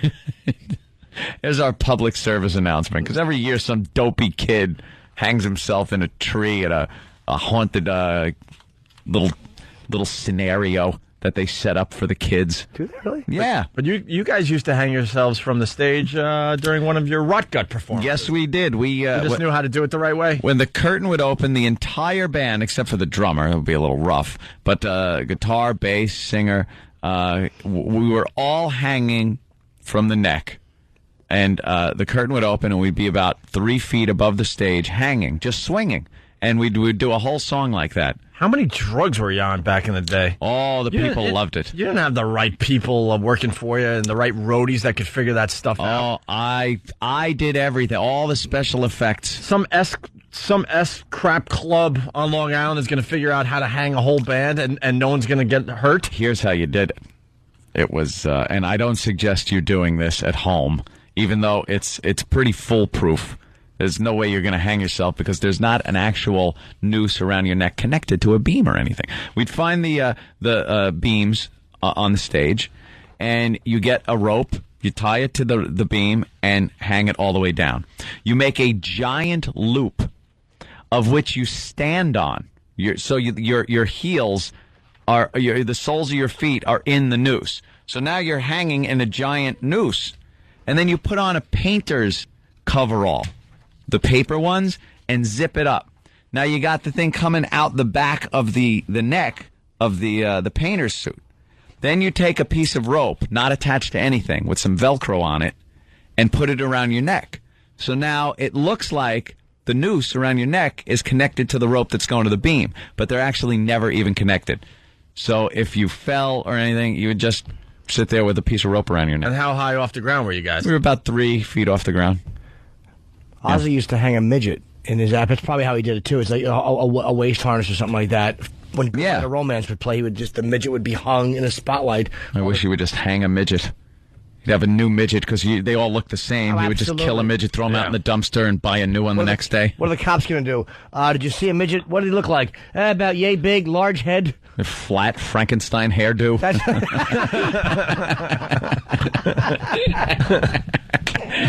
Stupid midget haircut. They really do have the worst dudes. Just buy little square hats for yourselves. Cut the malarkey. And then the painter's outfit and the way it was, we were hung up. Yeah, it made it easy to get out of the painter's outfit, and then we'd have whatever we were wearing underneath. You step right out of the giant loop noose, rip the Velcro off your neck, and within seconds, you're out of the little noose thing. And you were rocking. You're all done. You were rocking. Right. All right, here's the deal. Yesterday, we got a lot of email and phone calls from people saying that we didn't make the contest obvious enough. What? It wasn't obvious enough. Well, we do like to just subtly add it in. I'm not sure. Did it play? Did we get a winner? Yes, during a break, I know we just pop it in. Yeah, we snuck the sound clip in. People called, and someone won $1,000. I mean, today. Have we done it today? Because I know it's so vague. No, people got a little mad yesterday because it was so subtle. They got a little confused. Oh, okay. So we figured today we'll make it completely obvious for everybody. Oh, yeah? Monday we might make it a little harder. But today we want to make it very obvious that you need to call to win $1,000. I wanted it to be subtle. We did subtle yesterday. I wanted it more subtle. Yeah, maybe that's the way we should have went with this bit, huh? sort of takes away from the drama of the whole thing. When I love how we worked out. There's no irony there. I love, folks, turn up your radios because we're going to play a loud sound shortly. It almost makes it like we are a real wacky shock jock show. Didn't you read the schedule? That's for next week. I love how we work out our bits live. Yeah, do it on the air. What the hell? Well, is it necessary to, maybe there's no need for certain things to be done now, when there's always, next week? Yeah. No. Because I want to. No. Well, let's make it very subtle that you need to call to win $1,000. Oh, brother. God, did I blow it. Ready to call. Opie and Anthony's Sound of the Day. You can win $1,000. Coming up in moments. The Sound of the Day. In moments. Sound of the Day. Get ready to call. Here. Sound of the Day. Move its way! Sound of the Day. Get ready. Hold on, it's coming up in a moment. The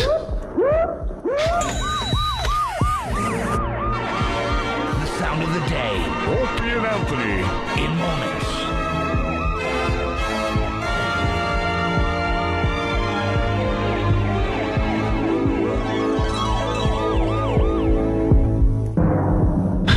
Opie and Anthony's Sound of the Day. Get ready to call.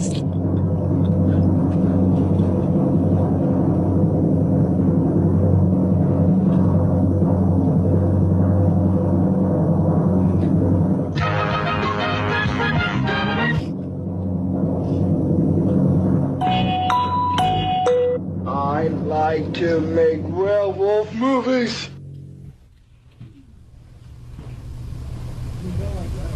Oh, we gotta play it?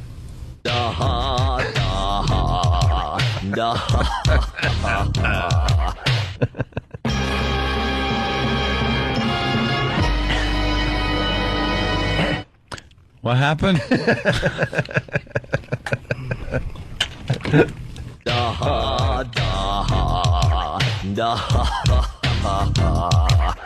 And no, that's not $2,000. No, of course not. Wow, I didn't think we were going to fit it in by 7:30. That intro is wow. It's a bit long, huh? Just a tad. Hi, who's this? Hello, who's this? Oh. Hello, who's this? Rick. Hello. Good morning. Good morning. Who are you? Hey, how you doing? Good. How you doing? I almost didn't want to call for this one. It was so outlandish. Outlandish. Yeah, you're the. I guess because that got an answer, so that you're the second caller. Ow. Hi, who's this? Hello. Third caller. Hi, who's this? How you doing? It's Craig from Long Island. Hey, Craig. How are you, buddy? All right. How are you? You ready to win $1,000? Yes, I am. Wrong. Try again, dumbass. Hi, who's this? Hi, Annette. Annette. Where are you calling from, Annette? Queens, New York. All New right. York. You want to win $1,000? I'd love to. Did you hear the sound clip there? Yes. You suck! Sorry. Hello, who's this? Mark, Hey, Mark, where are you calling from? New Jersey. New Jersey. A lot of New Yorkers for today's contest. I bet you could use $1,000. Yeah, good. Loser. Hi, who's this? Hey, this is Ed. Hey, Ed, how are you, buddy? Hi, good. Good. Where are you calling from? I'm calling from Mastic in Long Island. Ah, out in Mistake. Nice. I bet $1,000 goes a long way out in Mastic, huh? Yeah. Yeah. Wrong. Try again, dumbass. Wrong. Try again, dumbass. Wrong. Try again, dumbass. You suck! Loser. Hi, who's this? Loretta, Loretta, where are you calling from? New Jersey. What is up with all the New York calls today for this one? You want to win $1,000? I'd like to. And you heard the sound? Yes. Yeah. What number caller do you have to be? 10. Oh, you got to be caller 10? Yeah. You think you're caller 10? Hello? Hello? Do you think you're caller 10? I'd like to be caller number 10.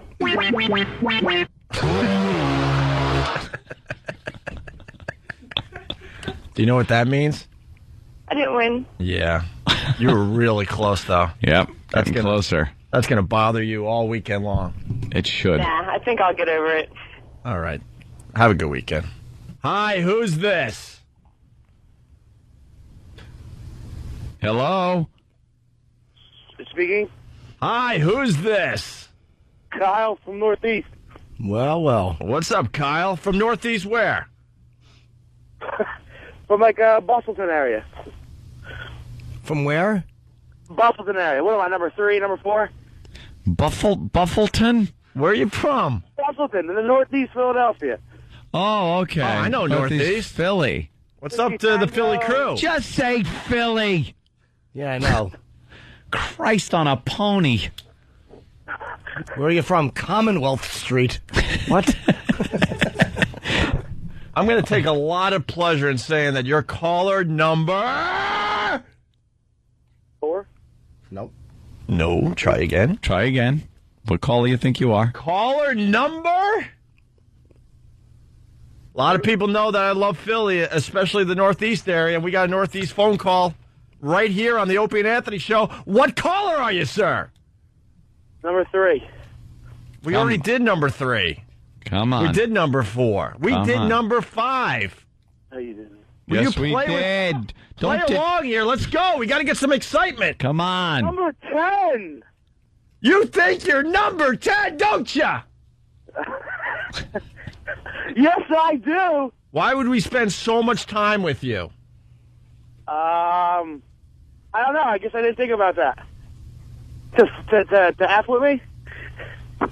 Huh? To F with me? Well, guess what? You are number...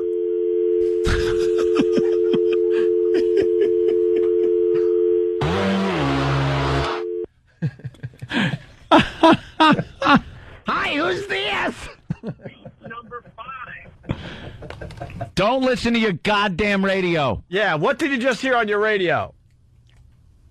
Hello? Hi, who's this? This is Mike from Jersey. Hi, Mike. How are you, buddy? Great. You really don't think we're still taking phone calls for this contest, do you? I hope so. You know, they do go pretty quickly, and we run through the numbers pretty quick, and we're looking for the 10th caller to give $1,000 to. Listen, man, can I win? Am I number 10 for the Rappin' Duke? For the Rappin' Duke, yeah.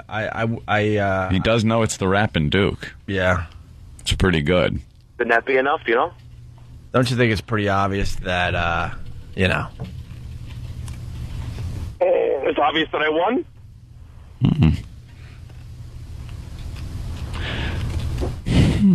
Is it? This is going great. Come on, man.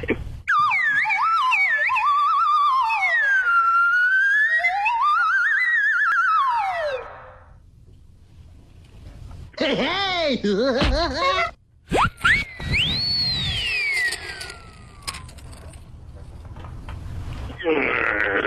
guys are killing me.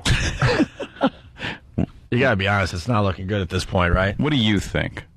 I think I won. What the hell? We've got a winner!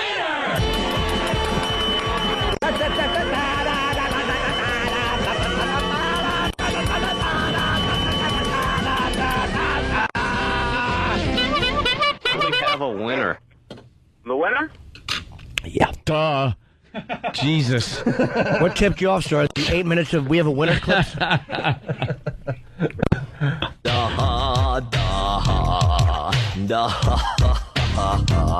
Yeah. Oh, is this going to be a long month? What's your name, sir? My name's Mike from New Jersey. Mike, line 3, has just won $1,000 courtesy of the Opie and Anthony Show. You kidding me? No. Why would we kid you? Yo, you're the best. And I need this money now anyway, man. Oh, who doesn't? What are you going to... Yeah, what do you need it for? Yeah, what are you going to use the money for now that you won $1,000 courtesy of the Opie and Anthony Show? Go buy a bunch of... Who cares? All right. Like we care. We don't care what you do with the money. All right, we continue. It's Opie and Anthony, and we'll do something next. For the love of God, stop calling for the contest so we can do our radio show. Please, I beg you. We gave away the $1,000. It's Opie and Anthony. Your next chance to win will be Monday between 7 and 7:30 a.m. Eastern Standard Time. But right now, please, for the love of God, stop calling unless you have something else for the show. We have a very interactive radio show, and we need our phone lines. Please stop calling. We gave away the money. Please, I beg you. I beg you. I beg you. We're not like other radio shows. We need our listeners. We need them calling with stuff they want to talk about. We got the instant feedback. We got the Pal Talk cameras. We got a new website, onaradio.com, that has all the basic info that you need if you want to be a fan of this radio show. But right now, we really need all the contest pigs to stop calling the show. Stop. Just stop. Thank you. Please.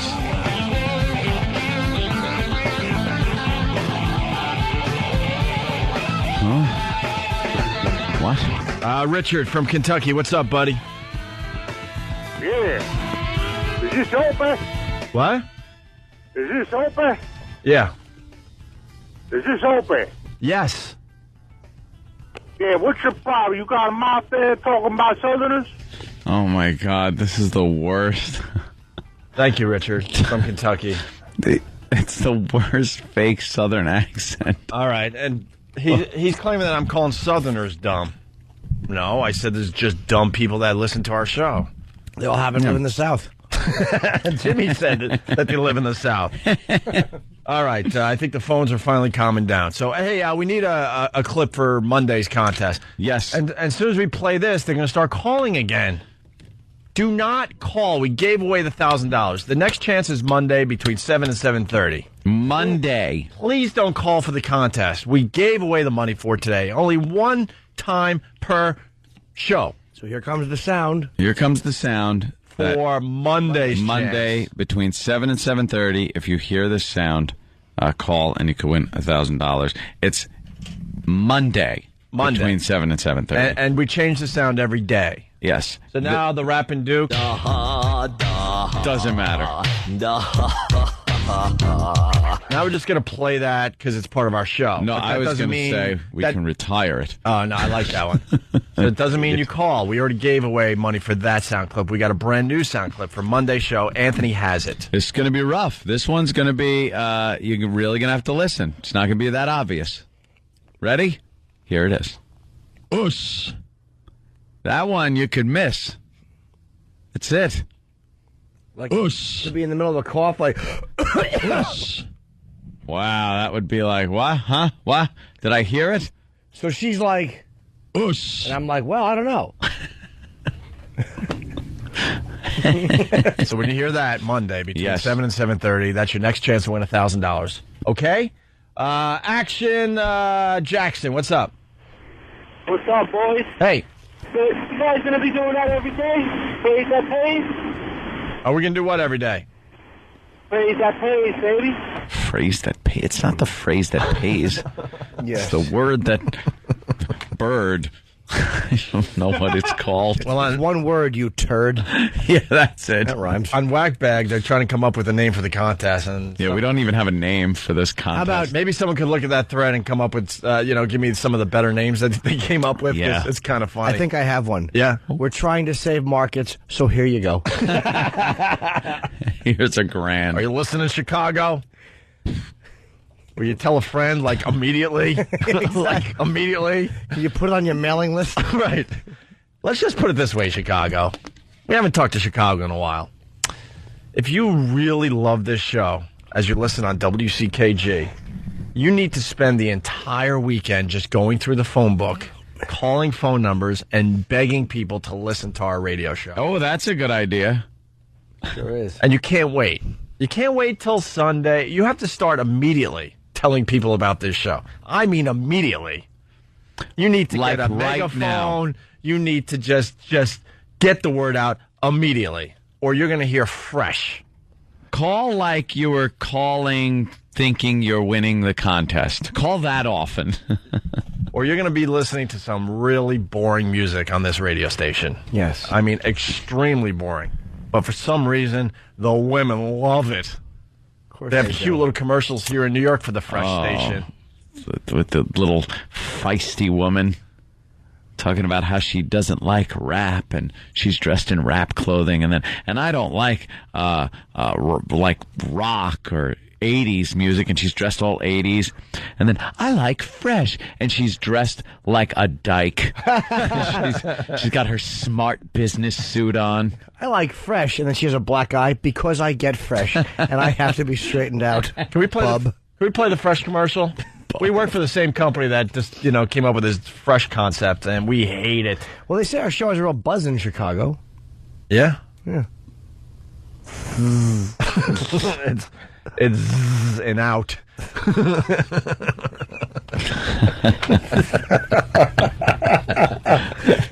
There's a bunch of Z's. Zzz. Buzz. And we do have a nice little, and I'll say it, a little following in Chicago, but Yeah. they're really into the show, and they really need to tell about 1,000 people each. Yeah. Minimum. And they need to start now. Fresh. Maybe it would help at gunpoint. Yeah. That way they could, really force people to listen to us. Yeah? Yeah. All right, we'll find the Fresh commercial, because that's what Chicago has to look forward to if things don't turn around immediately. Yeah, we'll give you a sample. All right. Also, really fast, we like to point out how the news, your local news, is a complete joke. Here's today's example. File this under too cute to be true. Say hello to my little friend. This is Sinbad. He is a Chihuahua with a need for speed. Now, listen to him. Unlike other dogs, the Frisbee just won't do it for this daring dog. His owner says he just can't live without a ride on his motorcycle. Then kill him. It's just too cute. He could stand right by the motorcycle and just sit there until I came out and gave him a ride. And if I don't give him a ride every day, he gets depressed. He's like really depressed. So he's got a ride. He's born to ride. I love his glasses. His goggles. Sinbad's not only a speed demon, he obviously has a good sense of style. As I was speaking about, those goggles show he's a passion for fashion. Yeah. That male anchor is just like, oh, God. Look at those goggles. Yeah. He's like, oh, God, I grew up watching Walter Cronkite. I wanted to do what he was doing. Doing the doggy story. Right when that story aired in The Office, Travis turned around and said, the war's over? I guess the war must be over. When they're doing cute little dog on the gas tank of a motorcycle. And all they showed was the motorcycle going around in circles in a parking lot. 2 miles an hour. Yeah, 2 miles an hour with a dog wearing stupid goggles that looked like it was gouging his bulging chihuahua eyes out. How great would it be if they went, and this should be filed under too cute to be true. A Washington man told his wife she was testing a Halloween haunted house hangman's noose, and then he kicked the ladder out. This should be filed under too cute to be true. Pedophiles are being forced to hang signs that say no candy at this home. Oh, God. I want to do the news for one day. They just are. I want to pick stories and put them into categories. So like bad. And I guess the local Channel 5 channel here in New York, the Fox News, is starting to copy Channel 11's dancing thing. Well, because Dance Friday on Jill TV, Channel 11 here in New York, is a huge hit. Because they got a real hot woman doing it. Young, big, huge implants. Outfits that she should be wearing to the clubs, but she's doing the traffic report. I think she did wear them to the clubs, and she runs in last minute. That's what we're thinking, and she, so she's dancing for about 2 or 3 minutes, and who's complaining? I mean, she's very good to look at. And then you got Fox 5 attempting the same thing because I guess it's working for Channel 11, but their broads are a bit on the frumpy side. Yeah, a bit frumpy. Yes, Dan. Yeah, Fox has a whole new campaign centered around them dancing. Really? Like, that's why you should tune in, is because... Why is the news dancing? Why is anybody dancing and thinking it's funny? Like, I was on a plane watching the end of the Evan Almighty with Carell, and the whole end of the movie is showing funny moments of the cast dancing enough with the wacky dancing. No one laughs when they see it. Ooh, do they do that? Oh, my... It's not like... It's everything that's wrong with soft comedy. And again, I know that was kind of for kids, too, so it's not as big a deal. But it was just they showed the whole cast doing wacky... Stop. Unless it's Michael J. Fox and he's trying to serve hot soup. That's a wacky dance I could watch for an hour. Hey, speaking of which, Evan Almighty, I skipped it. Is it a good movie? Oh, please. It was on the plane. Did you I was watch it rooting for a while? for the wings to rip off and us to plummet. Of course I didn't. Okay. I couldn't. I looked up and saw the end, and they were all dancing, and I'm just like, oh, this must be funny. It just looked awful. And what they did with that movie, the preview, was the movie. And I know they do that a lot, but for Evan Almighty, they pretty much did a 5-minute version of the movie. It was like, why even bother? Yeah, I don't think it was one of those movies where anybody really cared about the story. I know. Oh, look, and right there, E-Rock was able to pop it right up. Yeah, it's real funny. They're all dancing. Look, they're all doing wacky dances. That's just fun. It's a fun place to be. They're calling it the Good Day Dance. Funny. On My Fox here in New York. They're just dancing all over New York. All over these key locations in New York. People are dancing. So you know what it is? I'm dumb and I need a distraction from the awfulness of life. Yeah. So why not watch that? It makes me feel good. Fun. Hey, let's say hi to Bill in Philly. Bill, listening on YSP. What's up? Hey, what's up, guys? Hey, Bill. We got a new PD down there that decided he doesn't need to talk to us. So well, maybe he's busy. Who knows what's going on in Philly? What's up, Bill? Hey, I don't know what happened to E-Rocktober. I need to hear more what the F's. You want to hear a little E-Rocktober after the break? We could do that. Oh, who doesn't? All right, we'll do that after the break for you, sir. All right, thanks, guys. All right. Bye-bye. And to the new PD, you could call any time. I mean, remember we had a meeting here in New York, and you were going to be, contacting us so much. You said we're going to be begging you to stop. We'd like to hear from them. Yeah, how about you contact us once? How about that? Or it's just at least ratings came out in Philly, and we bumped up a little bit. Still got a long way to go, but maybe you should have called about that. We'd like to hear from him. Remember, you were going to send a lot of emails about Philly stuff so we could be more relatable to the audience. Remember all that stuff? How about just a sexy email? I would love that. Nude pictures. How great would that be if they really did stuff like that? Like Chiasano, just to pep things up, would send out like a photo of him nude in a chair with his tie, like he's sitting with his legs open and his arms open, like, huh? And he's just got a tie on. And The he's tie. naked. Just a tie. Is Tom alive Friday? Oh, I forgot about this. Is he? I forgot about this tired man. Don't you know I'm still standing? Standing. Oh, it's Tom. I'm still alive. On the Opie and Anthony Show. By the way, someone's bringing up a good point. We could thank Ellen DeGeneres for the dancing thing. Because it works so well on our show. Oh, really? I guess the news has figured maybe it'll work for the news, too. Yeah, they were doing this in movies, but on TV, you're right, it was Stupid Ellen. I thought it was like Shirley Temple. Yeah. Hidey, hidey, hidey, hi. Ellen, She danced with an elderly Negro gentleman. Ellen did the keep that yucky penis away from me mambo. Hey, Tom. Yuck. Yuck. Yeah. Oh, no.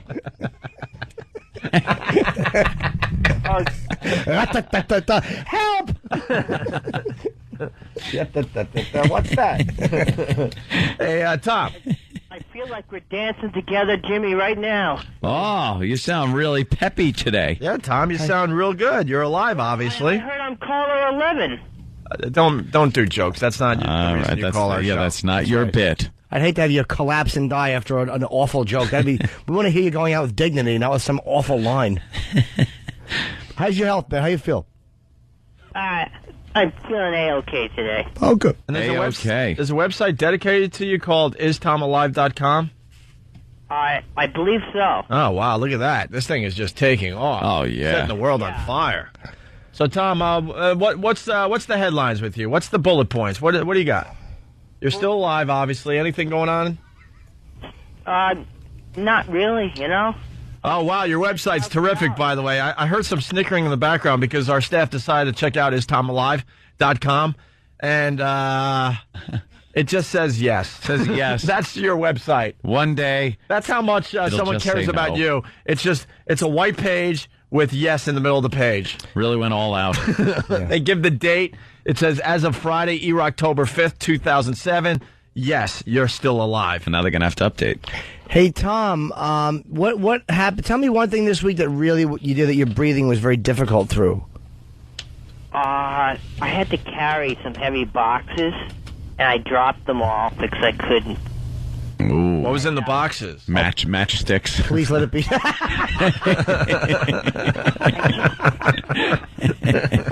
Poor bastard.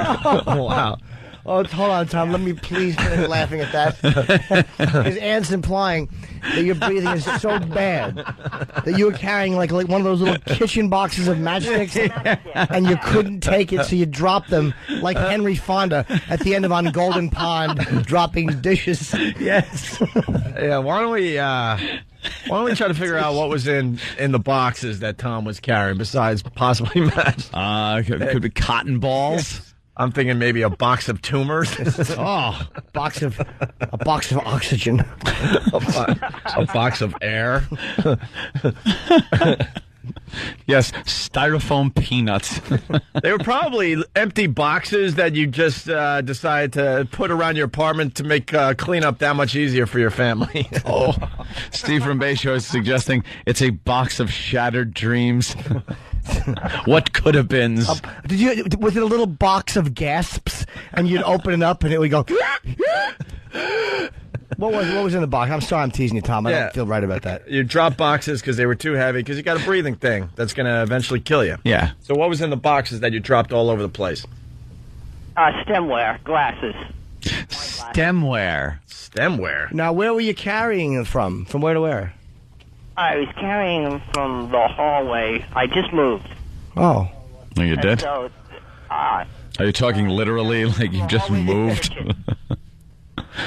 Hey, by the way, Spectro from Michigan, what if you found out that Tom wasn't sick at all? We met him at one of the virus shows this summer, and unless he has a great makeup artist, man, this guy is sick. Yeah, you're a little pale, that's all. Yes, I have a great pallor. That has something to do with probably your blood not getting enough oxygen. Yes. Is it weird when you eat and all the forks rush and stick to your fork? I wonder if there were like, new lungs in the boxes that he brought from the neighborhood kid. A brand new pair of lungs. A box of Breathe Right strips. Okay, sorry. No, that's all right. I fell apart too. I was just going to go with he was going to operate on himself type of joke, but I didn't have it all figured out. Me neither. I did all right, Breathe so Right strips. We kind of saved each other there. Yeah, we just collided head on. All right, wasn't your fault. Wasn't yours either. All right, Tom. Anything else you want to get off your chest? Besides the constant weight. All right. My ribs. Was that another attempt at... Yeah, see, anything he wants to get off his chest, his ribs. Yeah. Implying they're too heavy for him to even breathe with ribs on. Oh, wow. All right, Tom. That heavy weighted thing, and it's a T-shirt. I'm punching out. Hey, by the way, be good, Tom. Be because careful. we're stuck with this contest, we get the best suggestions from our listeners. I want to give this guy credit. He suggests that we play... Let's do Is Tom Alive every other Friday. Oh. Rob from Cape Cod. I like the idea. Is this the phasing out? Well.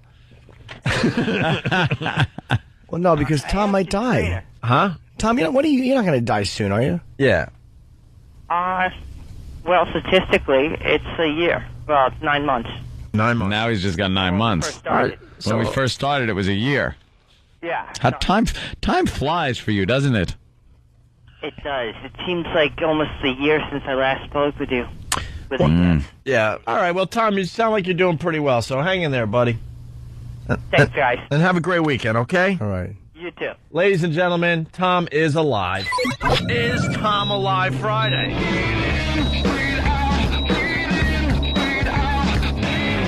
Don't you know I'm still standing? Oh, it's Tom. I'm still alive. On the Opie and Anthony Show. Sort of got ourselves in a jam up with that bit, didn't we? Yeah. Well, yeah. It's also FU Friday. Let's go to the FU line, see what's going on as we go to break here. Ooh. It's Opie and Anthony. Thanks for calling the Opie and Anthony FU line. Here's the latest batch of FUs. You have 6 new voice messages. First voice message. I want to tell my boss he can suck my he's a 4-foot-tall monger that eats for a living. No! Next message. Yeah, this message I want to say is to my brother. I f***ed your girlfriend last night. And she likes it and you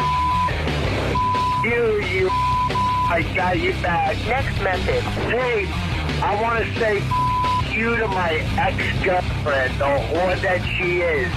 She said she'd never give me a then I caught someone in a car. So, Sandy, you. Next message. Yeah, I just want to send a big you to this kid Justin in my town who thinks he knows everything and thinks he's... Well, guess what? You big dildo! Next message. I want to say a you to my boss. Hey, Larry, you know why I didn't show up to work today? Because I was at your house, your wife. I quit. Next message. This is a gigantic you to that stupid gang member that I arrested at the mall the other night with his attitude and his 14-year-old knocked-up girlfriend. I hope you die in a drive-by. End of new messages. Call the Opie and Anthony FU line. 866-FU line 1. That's 866-FU line 1. Thank you and goodbye.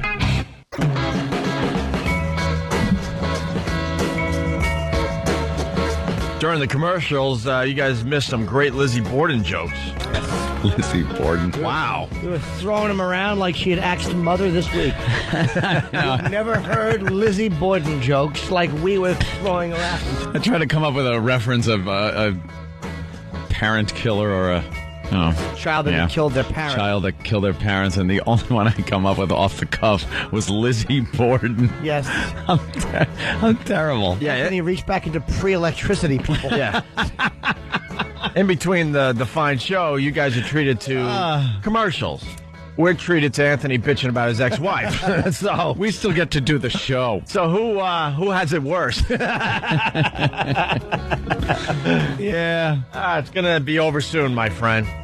I mean, the marriage ended, almost a decade ago, but it'll be over quite a soon. while ago. It'll be over soon. Quite a while ago, but every year that goes by is another year closer to closure. Finishing this up. That's all I want. I just want to move on without having to deal with that anymore. I love how the court system decides when your relationship is officially over. Yeah. Not you personally. You can decide it's over.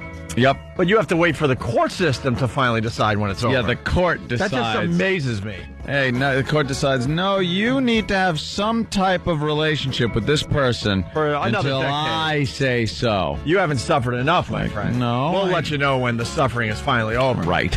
You're actually a better justice from Caligula. If you and your ex just showed up and he weighed like 2 pieces of fruit and then pointed at you.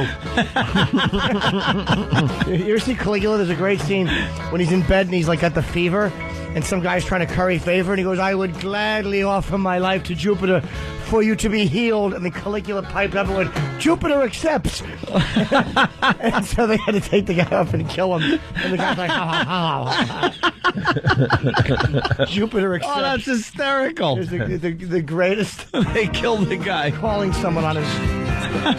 Wow, what happened there? All right. That was nice. We like the Stones, but we did enough for the people. All right, let's say hi to Steve in Boston. But I was the guy, figuratively, I was... The guy's like, but you're not. How do you know? Jupiter accepts, does he? Sorry. Crisco, by the way, is saying the Menendez brothers are much more recent. Yeah, we had brought that up and realized that perhaps my Lizzie Borden reference could have been updated just a tad. Absolutely. It's just good to know that Grand Rapids is alive and well. We haven't heard from those people in a while. Thank you, Grand Rapids. Good morning, Grand Rapids. Yeah. And good afternoon, Cleveland. Cleveland and D.C. And D.C. is, sort of morning, sort of early afternoon. Yeah. So. Good middays. Yeah, good midday to you. A fine midday to you. You know, that time of day when no one listens to talk radio. Right. Hello to you people. Steve, Boston, what's up? Hello. Hey, what's going on? Hey, Steve. Hi. I was wondering what the sound clip for tomorrow's show is going to be. My friend told me to call in and ask about that. All right, the sound clip for tomorrow's show. Are you really this stupid? I don't think so. No, just say you are. Just say you're this stupid. Oh, because either here's the choices you have. You're doing a bit or a gag or something on stupid listeners, or you are really, really stupid. Or you fell asleep during your job and just woke up. I believe I said the same thing. I think I said I'll see you tomorrow last week. Yeah. Yeah. But I was very sleepy. So who really is stupid? I was sleepy, you not did stupid. Tell everyone after you woke up from a 40-minute nap that you'll see him tomorrow. 20? So this guy Steve from Boston has to assume at this point that we do radio on Saturdays. Yeah, Steve? Contest Monday through Friday. Oh, boy, here we go again. Contest Monday through Friday between 7 and 7:30. You hear a particular clip. That? Exactly. Eastern Standard Time. Exactly. What's Monday's clip, once again, Anthony? Oosh. Yeah, when you hear that, be the 10th caller on Monday between 7 and 7:30, and you will win $1,000 just for listening to the show. Okay? 10th caller gets it. It could be confused into, like, if someone goes, oosh, E. that would get a little yeah, and now everyone's calling. Great. Okay. Wait, can we cool up the name a little? It's not cool enough. Just we give you $1,000. Mm-hmm. How about from now on we tell people we give them a Grandaroonie? Wow, That's funny. Now it's funny. It's kind of cool. It's catchy. Well, Tim can make a promo, so why don't you call it the Grandaroonie contest? No, it needs a fancy name. Someone is suggesting the money clip contest. Get it? Oh, it's a money clip. Oh, God, we're not serious, you dummy. Did somebody in sales say that? Or did money clip. Well, someone in radio had to have said that. Well, hey, our money clip contest, the money clip. Well, this contest is, being done by all the affiliates, and the station here in New York calls it the 1,000 a day with O&A. No, they don't. Yeah, they do. No, they don't. Yeah, they do. That rhymes. 1,000 a day with O&A. Just call it the money shot, and every clip is. No, Jimmy, do it. Do the when you're forcing that. Oh, here's what happens. Let's just say this. You're eating a popsicle because you love popsicles, but there's a hand on your head, and your nose is being pinched, and you're being forced down to the wood part of the popsicle. Yeah. And your cheeks would puff out, and you go...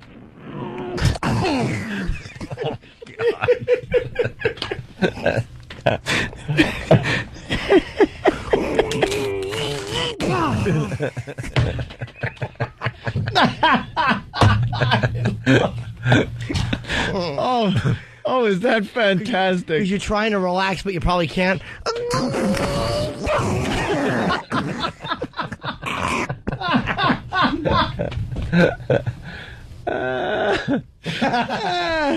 Hey, let's go to Jackie in Jersey. Jackie, what's up? Yeah, let's go back and play Nitpick Friday today. Yeah. We're on daylight time, not standard time. Yeah, that is true. 7:30 Eastern Daylight Time. What's the difference? I don't even know. Daylight savings. Oh. When you're in daylight savings, it's daylight. When Eastern Daylight Time? Yeah, and then when you're not, it's a So in Eastern another week or so, Standard. we're going back to Eastern Standard Daylight Time for the East Coast. What? Oh, I didn't know First that. Sunday in November. Oh, okay. It's been extended. This is the first year of extended daylight time. All right. Thank you. I'm sorry. So it's a fun fact, too. So All right. fun Thank fact you. Friday. Thank you, Jackie. All right. Let's go to. Kenny brought me an apple with AIDS. Where'd you get this? Thing? Just fish through a Jesus. dumpster and find an apple? That is horrible. No, it's Should call that apple every week and see if it's still alive. The color. My apple has liver spots. I bet you it's delicious. Oh, he's going to bet now. Okay, thanks. Can we? Hey, can we make that apple famous? Sure. Can we just have it in studio for the next month and let it just dry out, slowly dry out and rot, and then like people on Pal Talk could check out the famous apple and be like, "Wow, that apple's famous." That's the famous apple. Why don't you sign it too, Jimmy? I want to eat it. He's hungry. But an apple I a thought day you weren't going to eat it because it was like it looked awful. But an apple a It was perfect for the the famous apple thing we want to do. My mother would always say to me when I was a boy, she'd say, James, an apple a day keeps the doctor away. Ooh, it's good. Can we get another apple? Good one. Mother Write said that a lot down. of things like that rhymed. All right, we got to get another apple. And then she'd put on the rubber glove and say, but if the doctor were here, this is what he'd do. Now cough. Any particular type of apple? Well, let's make an apple famous.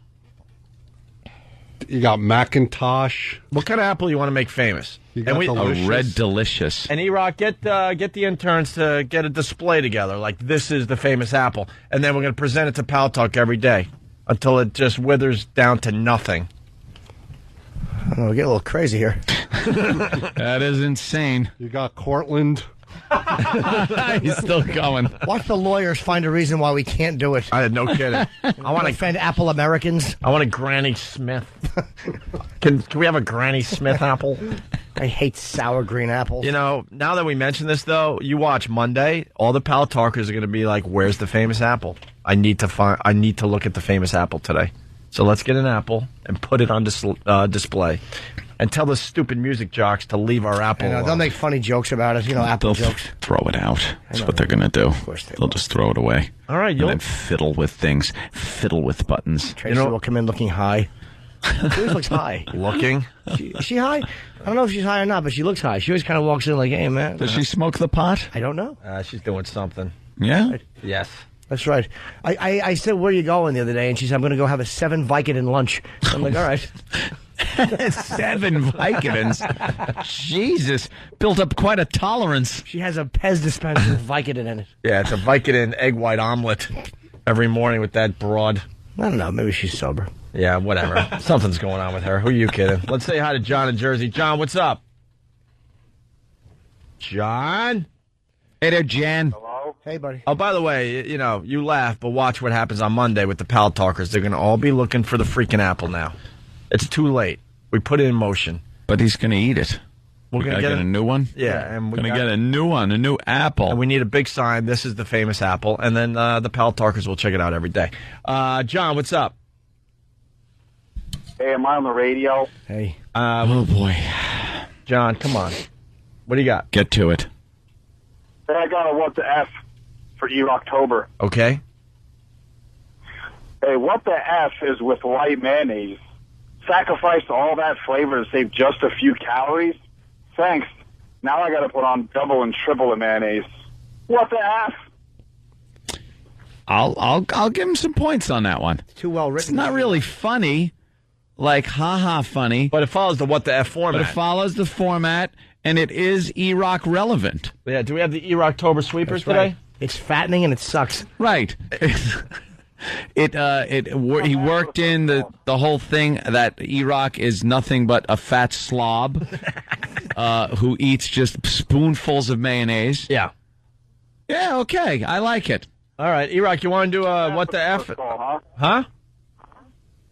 Not bad for the first call, huh? All right, don't compliment yourself. Just patting himself on the back. Not bad for the first call. I expect more out of me. All right, exactly. We're going to give you a solid B for your first call, okay? How's that? I wants to, hey, huh? He's acting like it's the Bob of Bowie call on Larry King. Get a hold of yourself. Bob of Bowie? Yeah. I remember that one is very famous. Yeah. All right, Billy West. Thank you, John. When Billy West was doing Howard's show, it was probably one of the funniest things I ever heard a human being do. He kept calling up Gary as a woman. Billy West did the best woman's phone voice. He sounded like just an older woman on the phone, and he kept calling and giving different variations on the whole Baba Booey thing. Say it was Barbara, and he'd be like, "Oh, Barbara who?" And Billy West would just start laughing. He goes, Barbara Booey. And then Gary was getting so annoyed with the situation, but he kept doing it. He was like, that guy, Billy West, was so talented. He was just able to, he kept coming up with names and kept coming up with different voices to just nail him with it. Hysterical. Goddamn Billy. Another person that, I guess, wasn't offered enough money to stick around. Bye-bye. So long. He's a multimillionaire now. Oh, he's the voice of a cereal bee. How do you not make money off of that? It's E-Rocktober. I do absolutely nothing around here. On the Opie and Anthony Show. Yeah, everyone else out there, those rock stations, they have Rocktober. We have E-Rocktober. E-Rock, you want to do What the F from one of your old websites? These are actual the Fs that E-Rock wrote back in the day, a few years back. This kid's got a gift. Yeah, you really do. Go ahead, E-Rock. What the F? Sorry. What the F is with toothpaste that makes your mouth feel clean? And what's with toothpaste that makes your mouth feel clean? And this perfectly good garbage juice you can drink.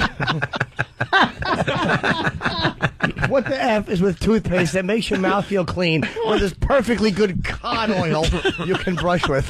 All right, there you go. There's today's What the F. Are you a fan of... Oh, hey, what is that?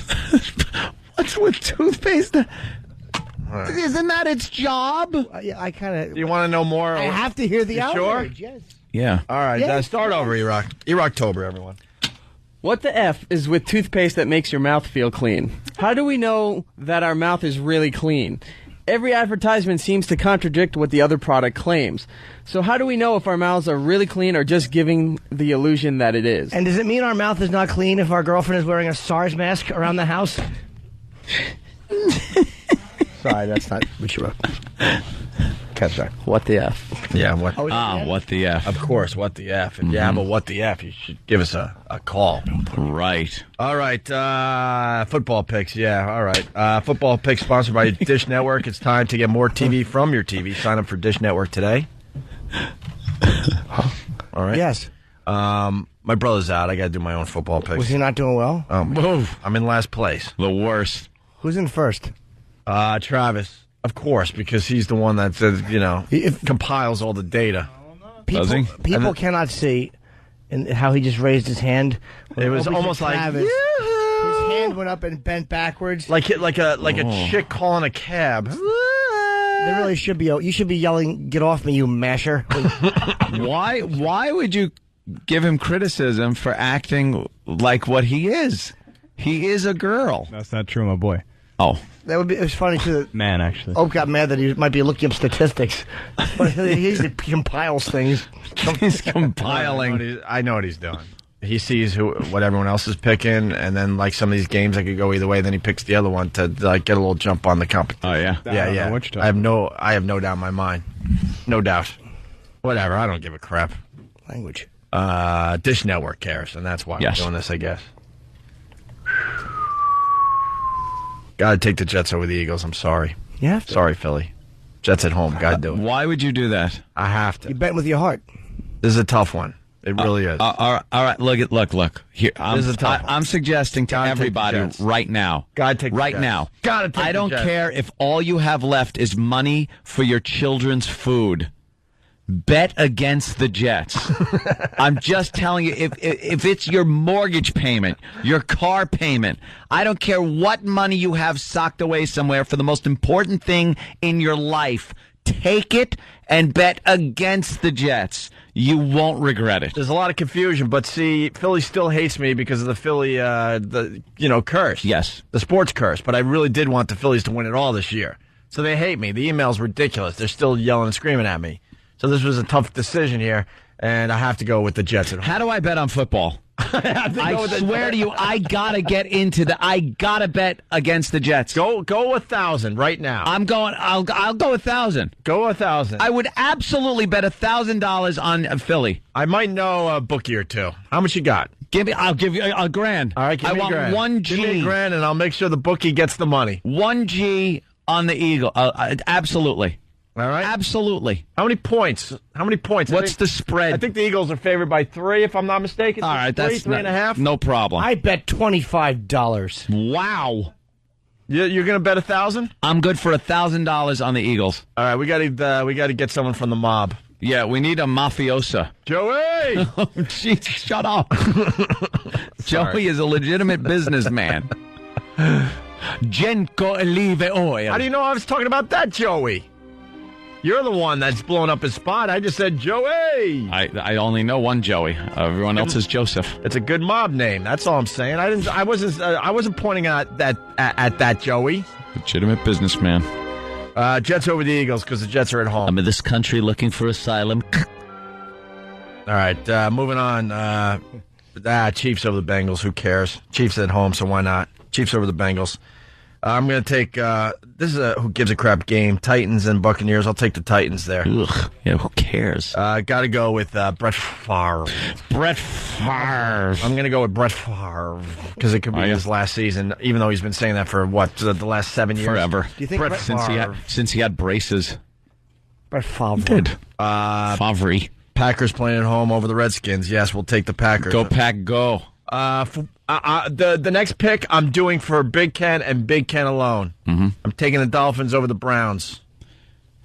All right. Taking the Dolphins over the Browns. Browns at home though, and that's your upset game. That's the keep the future father-in-law happy pick. All right. He likes when I pick his team. Dolphins over the Browns. Cardinals, Panthers. You got Vinny Testaverde. He might. Jesus Christ. 43 years young. He's 43 years young. He's back playing football. Everyone. Who on the Panthers is there somebody from the Yankee organization that is working for the Panthers?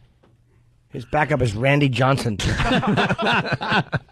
Hey, he could throw over that defense, though, with that height of his there, Jimmy. Well, Testaverde still has a great arm. I would say for one game, I'd put him in. I really would. Oh, my God. I would. One game, one play. Dude, I would love to know how this guy keeps getting jobs. He was old when he was playing for the Jets 10 years ago. Everyone was goofing on how old Vinny was when he was playing with the Jets. And that was at least, 3 or 4 years ago at this point, right? At least. Well, God bless Vinny Testaverde, but if he does, come in the game, he's just going to be handing off the ball for, 2-yard gains. So I'm going to go Cardinals over the Panthers. He might actually start that game. Really? Yeah. Oh, boy. Hold on. Brooklyn Ace has a problem now. Brooklyn Ace, what? I hate you. I hate you. I hate you. You couldn't go with Lindsay's family and take the Eagles. Come on. I can't win either way with that game. We're one. Come on, we only have the one victory, Opie. You gotta keep going with the Jets. Look, I know the Jets are going to win at home over the Eagles, and I apologize not to you, Brooklyn Ace. I apologize to Philly. Oh, they're not going to win. Well, Anthony's betting $1,000. You're taking the Eagles, right? $1,000 on the Eagles. All right. Jesus, how do you not? That's probably the safest. First of all, it's the Jets, and secondly, it's been heartfully endorsed by Opie. Yeah. They gotta lose. By the way, go Sox, go! I haven't forgotten. Let's go Sox. Kenny, you know a bookie? Uh-oh, if you bet on a team, Watch the him. plane crashes. The only one, and then he'll pick up one he's reading. Here's a bookie. A bookie. We'll take A book on leaf foliage. I used to shake a few of them down, but... We'll take care of whatever you need. Yeah. Ant's got $1,000. I got a G spot. A G for the Eagles. I got to take care of something here on Pal Talk real quick. Yeah. Hemi 350. Yeah. Hi, how you doing, Hemi 350? He's calling this I don't know, Fall Asleep Friday. Fall Asleep Friday. Yeah, I guess he's not excited by the show today. Maybe he doesn't enjoy the program today. So. Wait, before you boot him, because I know that's what you're going to do, can we make fun of his head for a few minutes? Yeah. He looks like the teacher from Fast Times at Ridgemont High. From Fast getting Times. ready to do the autopsy in front of the kids there. Yeah. Should be in a subway train Right. with Patrick Swayze trying to move something. Why is Lotka's priest being critical? Wow, what a head. Can we advertise on your head? Yeah, that's a big forehead there, Hemi. We're going to put an Opie and That's Anthony... no forehead. That's a 5 head. Whoa, hey, Jesus. You did it, Kenny. You did it. Wow, Kenny. All right, get rid That's of him. funny. No, I'll let him sit there now that he's been goofed Now, on. here's the biggie. You got the Pats and the Cowboys both undefeated. We all know that. We got the Cowboys at home. Jimmy's team. Oh, here's another Jimmy's one. team. Here's another one. Not America's team. Jimmy's team. Before this pick goes down, I would like to apologize to the city I'm not really fond of the people from, Boston.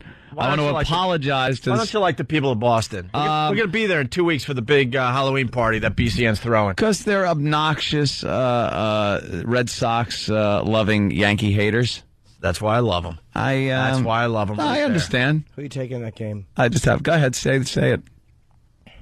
Say go, Pats, go. Come on, say it. I actually am going with the Cowboys. Whoa!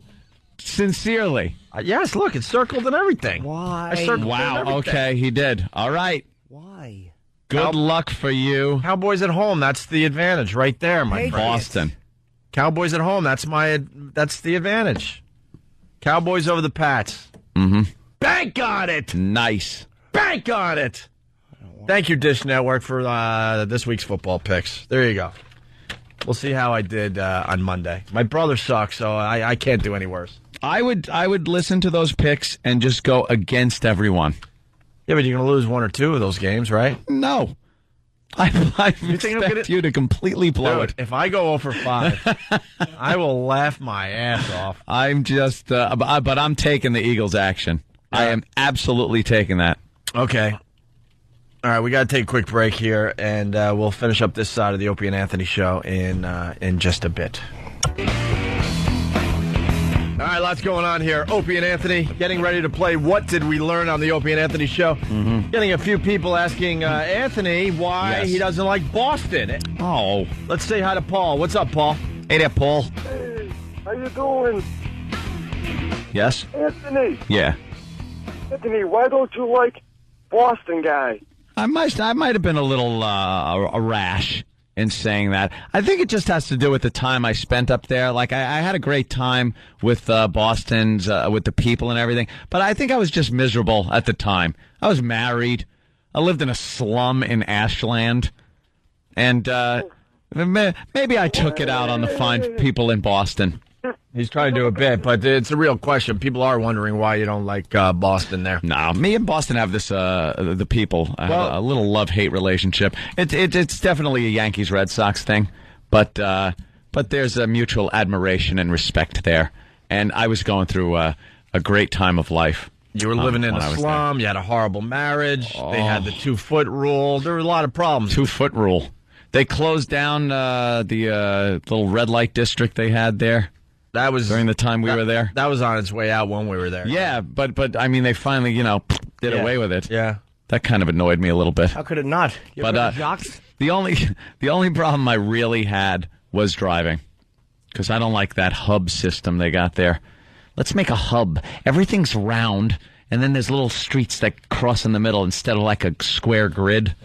So driving in Boston was always presented a problem. I would move back to Boston tomorrow. Would you? Oh, yeah. Jesus, that would make the show very hard to do. You have to commute. Closed circuit TV, and let's be honest, I only got a couple years left doing this crap. You want to just do it from our homes? For 2 years, and then not do it at all after that point. With you. 2 years. At the crossroads here, trust me. Why? We're having fun. 2 weeks from today, we'll be in Boston for the Halloween show. Yes. And keep listening to BCN for all the details on that. We got lots to do still. I'm going to dress up. I'm going to be in costume. What are you going to wear for Halloween? That's my new favorite voice. I can do it all weekend. No, I'm not wearing the same old Renaissance outfit I have. I have a new one. Oh, boy. Boston, you're in for a treat. Oh. People are going to want to take pictures with me. I'm psyched we're doing Halloween in Boston this year. Yeah. Keep listening to BCN. Yeah. And you can travel from other places. And the faithful listeners, they're kind of pissed at us. They need tickets, BCN. So you got to give us a couple hundred tickets that we could give to the faithful. Mm-hmm. The ones that really support the show and keep it together for us. Because they're having a problem getting tickets by, going through the BCN connections. I'll talk to Dave later today. We'll figure something out for some of the hardcore fans. Hey, Brian, what do you got, buddy? Opie, I want to thank you from the bottom of my heart. Why, for being a great broadcaster? Well, that too, but for betting on the Cowboys. Oh. That means I live in Dallas. Yeah. I hate the Cowboys. Oh, he's one of those guys. I hate the fans. Yeah. I hope that Dragon Wagon plows through the locker room 10 minutes before the game and kills them all. You know what? You just did a linger longer. I like that. Yeah, who is your team? The Dolphins. Oh, okay. All right, Big Ken would be happy. I'm going to guess 72. The Larry Zonka, the undefeated season is the year that you jumped on. Was it 72? Of course. Larry Zonka. Oh yeah, man. They had the team there, except for the guy with the kick. Oh. The awful kick.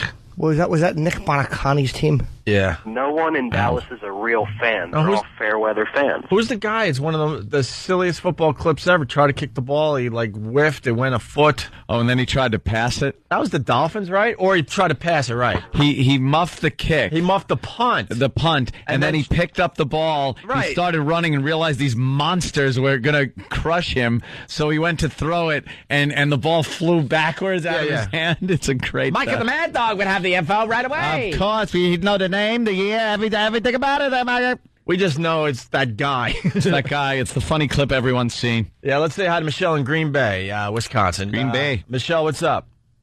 Hey, what's up? I want to tell Opie he cannot vote for the Packers this week. You killed us last week, man. How did I kill you? Oh, we were 4-0, undefeated. We had the first touchdown in the first 4 minutes of the game, 20-10 going into the halftime. And Opie voted for the Packers, and we lost badly. Voted. Oh, you know what? Pull the lever for the Packers. But she's right. I took the Packers last week. You did. That's right. The kiss of death, man. It's just amazing. Go Pack, go is what I say. Thank you, Michelle. So just forget about the Packers this week. Go somewhere else. You do not want the Packers to win, Ope. Too late. No, I really do. At home, Brett Favre. That Eagles game is a lock, people. All right. Please, take your college money for your children. Take the college money. Cash in their bonds. Right. Because you buy whatever you want after the game. Greg and Philly, speaking of that. Yes, Greg? Hey, what's up, boys? Oh, I got to thank you from the bottom of my heart. Thank you for taking the Jets. We need all the wins we can get. Yeah. Just to keep up with my friend little Jimmy Norton's Cowboys, we're going to have to win now. Greg, do you have any money in the bank, laying around the house, anything? Just throw it all on the Eagles. I'm calling my bookie as soon as I hang up here. Absolutely. Anthony just took the Eagles for $1,000. $1,000. During the break, he took them for $1,000. I'm taking everything I can. All right. I'd sell my sister if I could. All right, Oh, thanks, little Jimmy, also for putting me in his book. I really appreciate that. Well, who are you? Mean Gene, the Hugging Machine. Oh, yeah. Hey, man. What's up, Maniac? Hey, what's He's up, a bro? maniac. Cool. Yeah. All right. All right, boys. Punching out. All right, listen, we're running out of time here. Jim Norton's going to be on HBO tomorrow night. Obviously, the faithful listeners will all be watching. Tomorrow night, 10 o'clock, and the DVD comes out Tuesday. It has the extras, the material and stuff on it, so buy the DVD. Yes. I'll be giving some out today next time. Also, some audience participation. Tim, down the hall, we're trying to look for, find a name for the contest. We're doing $1,000 a day for the next, month. Yeah, we don't even have a name for it. What's the sound clip they have to listen to on Monday between 7 and 7:30? Ush. You hear that? And you're the 10th caller at 877-212-O&A. On Monday, you win the next $1,000. But this is what Tim came up with as far as the name for the contest. The stupendous, fabulous, amazing, ginormous, phantasmo, staggering, really big, astonishing, miraculous, huge, tremendous, wondrous, titanic, Opie and Anthony's really big money giveaway contest thing. On the Opie and Anthony Show. A little wordy. Well, the only reason I play that, I mean, it's good and all. I want the listeners to now start making their production pieces what they think the contest should be named. And have fun with it, okay? Yeah, what? We like audience participation. So there you go. A rare homework assignment from your pals here. Homework on a Friday. Oh. Oh, no. Oh. Who was the bitch teacher that would always do that? Oof. Wait, we got homework. Not that I ever did any. I don't care what day they gave it to me. Me neither. I would always write school sucks and spell sucks S-U-X. Yeah, man. Let's say hi to Melissa Monroe. What's up? Monroe. Yeah. How are you guys doing? Hello, Melissa. Hi. I just wanted to say thank you. Why? I've been laughing my ass off the last couple of weeks listening to your show. Ooh, only the last couple of weeks, huh? Yeah, who were you listening to before us? Actually, I didn't have a portable radio to take to my commute into the city. What city? So, Manhattan. Oh. Manhattan? Manhattan. Manhattan. Where's that? Like outside... is that, What, you mean, what part? What city do you work in? Yeah. Just downtown in Manhattan near Pearl Street. Do you know the players on the Opie and Anthony show? Opie, Anthony, do you know my name? Yeah, and Norden's there. He's actually pretty funny on Tough Crowd for a while. Norden. Thank you. And wait. You're welcome. Yeah. Wait, you drive into where?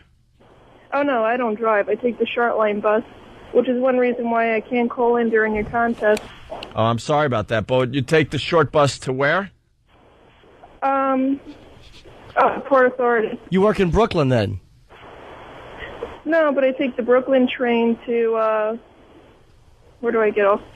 Maiden Lane. What borough do you work in? Yeah, what borough do you work in? Yeah. I guess Manhattan. Not really fluent in the city. No, huh? Are you from somewhere else? Upstate New York. Oh, upstate New York. What city up there? Monroe. Oh, Monroe. That's why oh, you got that's confused. Why Monroe. Monroe's yeah. part of Rochester. Because then I heard that you didn't work in Monroe. You work in where? Manhattan. Manhattan. Manhattan. What are those things you hang on a window to keep the light out? Not the shades? I don't know. No, you hang them in front of a window, it keeps light out. Not the shades or blinds. It begins with a C.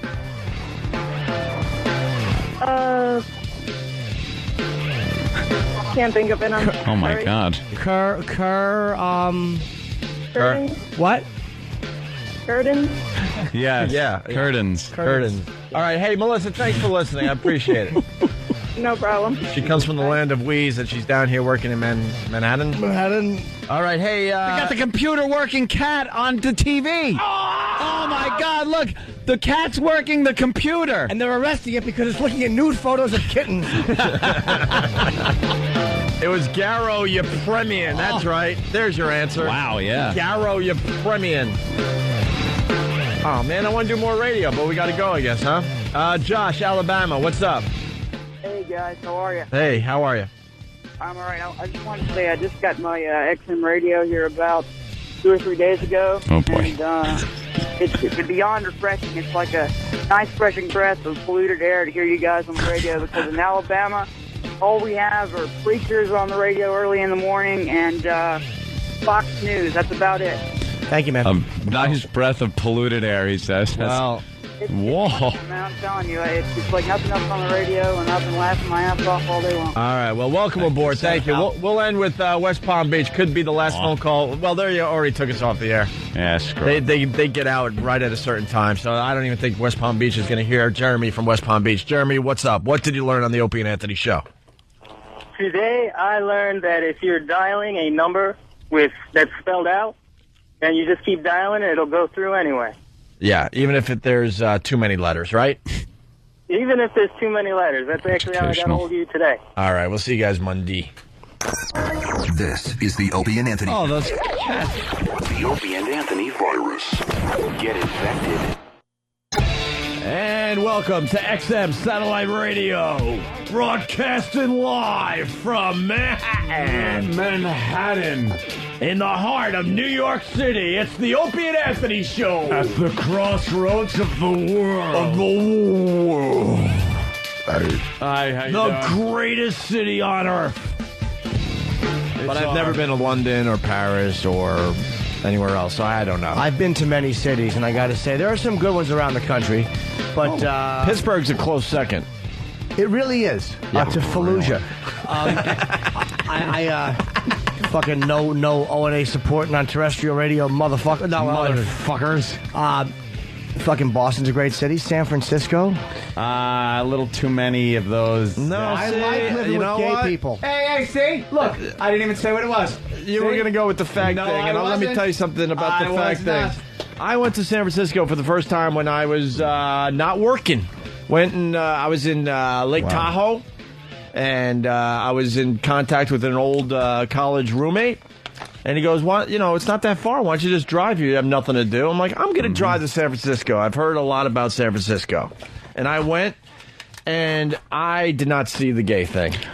I wasn't even going to say the gay thing. But when people talk about San Francisco, they basically are telling you there's like open butt sex all over the place. I didn't see any of that. I know, me neither. Know I was disappointed. Give me a ticket. You know what I saw? The hottest women in the world in San Francisco. They're not going to be hassled because everybody's sucking dick. Those were guys. But we could have a little discussion about this, because San Francisco gets a bad rap unless you're gay. Then it's a great rap. Sure. And I'm saying I didn't see any of that. They have a giant gay community, though, there. Yes, But they want to make transsexual operations part of insurance. No, I get all that, but I guess there's a massively gay area, but the rest of the city is okay. I don't want to use normal, the word. I was going to say that regular, whatever. Yeah, normal. No, but when you hear about San Francisco, you just hear gay, like it's just everywhere. I did not see that. Yeah. I saw some cool stuff there, though, man. The seals on the wharf. It's like I saw the Golden Gate Bridge that I did a little rollerblading to. I did all the touristy stuff. I went to Alcatraz by myself. I never went there, man. I saw the Coit Tower. I saw that weird windy road thing. Oh yeah. Fisherman's Wharf. Went down there. Went to some unbelievable restaurants. Homeless people. Is that Lombard Street or Lombard? Is it? Yeah. I don't know. Yes. Dr. Steve says yes. But I saw. Welcome, Dr. Steve. You don't see a lot of gay people. What you do see in San Francisco, and it's infested, is homeless people. Oh, yeah? Because they're so liberal out there. They're like, look, man, let the homeless live among us, and that's what they do. You'll walk into a really nice restaurant, and you'll literally step over a bunch of bums to get into the nice place. See, I don't like that at all. And then I went to Haight-Ashbury, or Ash. Ashbury? Haight-Ashbury, that was cool, but that's now commercial. And then I went into the park, and that was downright scary because there were just mobs of homeless people in the park. That was really scary, actually, and it was broad daylight. See, I think San Francisco is such a great city because You've there's been so there, many, right? many times. Oh, no, it's one of my favorite places. We went together. Actually, yeah, we went together. We shared a hotel room. Proves my point. One king-size bed. Who's looking? Do you remember how out of my mind I was that weekend? I was really headlining. I was just nervous and uncomfortable. Punchline, which is a great comedy club. Great comedy club. And I could not People are saying sleep. People are saying that you should have went to the Castro District, and that's what you would have. Then you would have seen the gay. The gay? Chris Cox from L.A. saying that. Cox. That's funny that his name is Cox. I like it because But there's a lot of people, unfortunately, they don't go to San Francisco, first of all, because they're homophobes, and they think it's just gay everywhere, and you're missing out on an unbelievable city. If San Francisco was on the East Coast, I'd live there tomorrow. Gay people keep very a clean healthy neighborhood. city. The bike community is like this huge political group that get things done. Ugh, it sounds to me like It's this very liberal. fucking. It's very liberal. Just let the homeless go around. Everyone's fucking in their Ed Begley Jr. Bicycles and cars. I'd be like the guy with the Escalade, just burning tanks of gas and yelling at the hippies. There's still hippies there? Yes. I bet the hippies didn't even go away. There's a lot of hippies. Hate Ashbury is trying to live the dream, but it's so commercial. Summer of Love, man. Yeah, it was 67. And the park filled with like homeless dudes, and a lot of them are young people that are actually really rich, and they get off just being like homeless dudes. Oh, that's good. If that makes sense.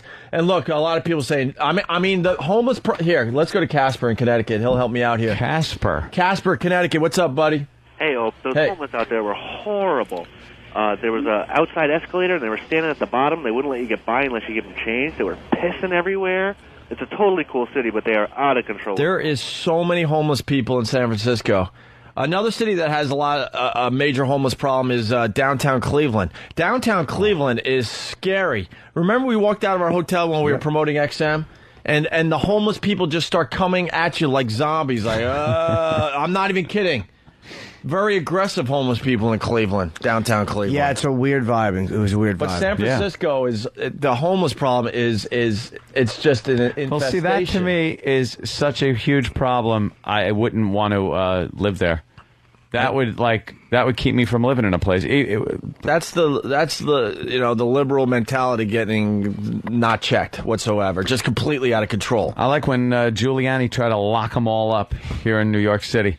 When he went around and gathered them up and said, you know something, we're going to put them in mental hospitals because these aren't the people that are in shelters like families. They like presenting, homeless organizations like presenting homeless people as if they are down on their luck, they had a job, they lost it somehow, fell through the cracks of society, and there are these families that end up in a shelter going, oh my goodness, when are we going to get the car and job back and the house and everything? No.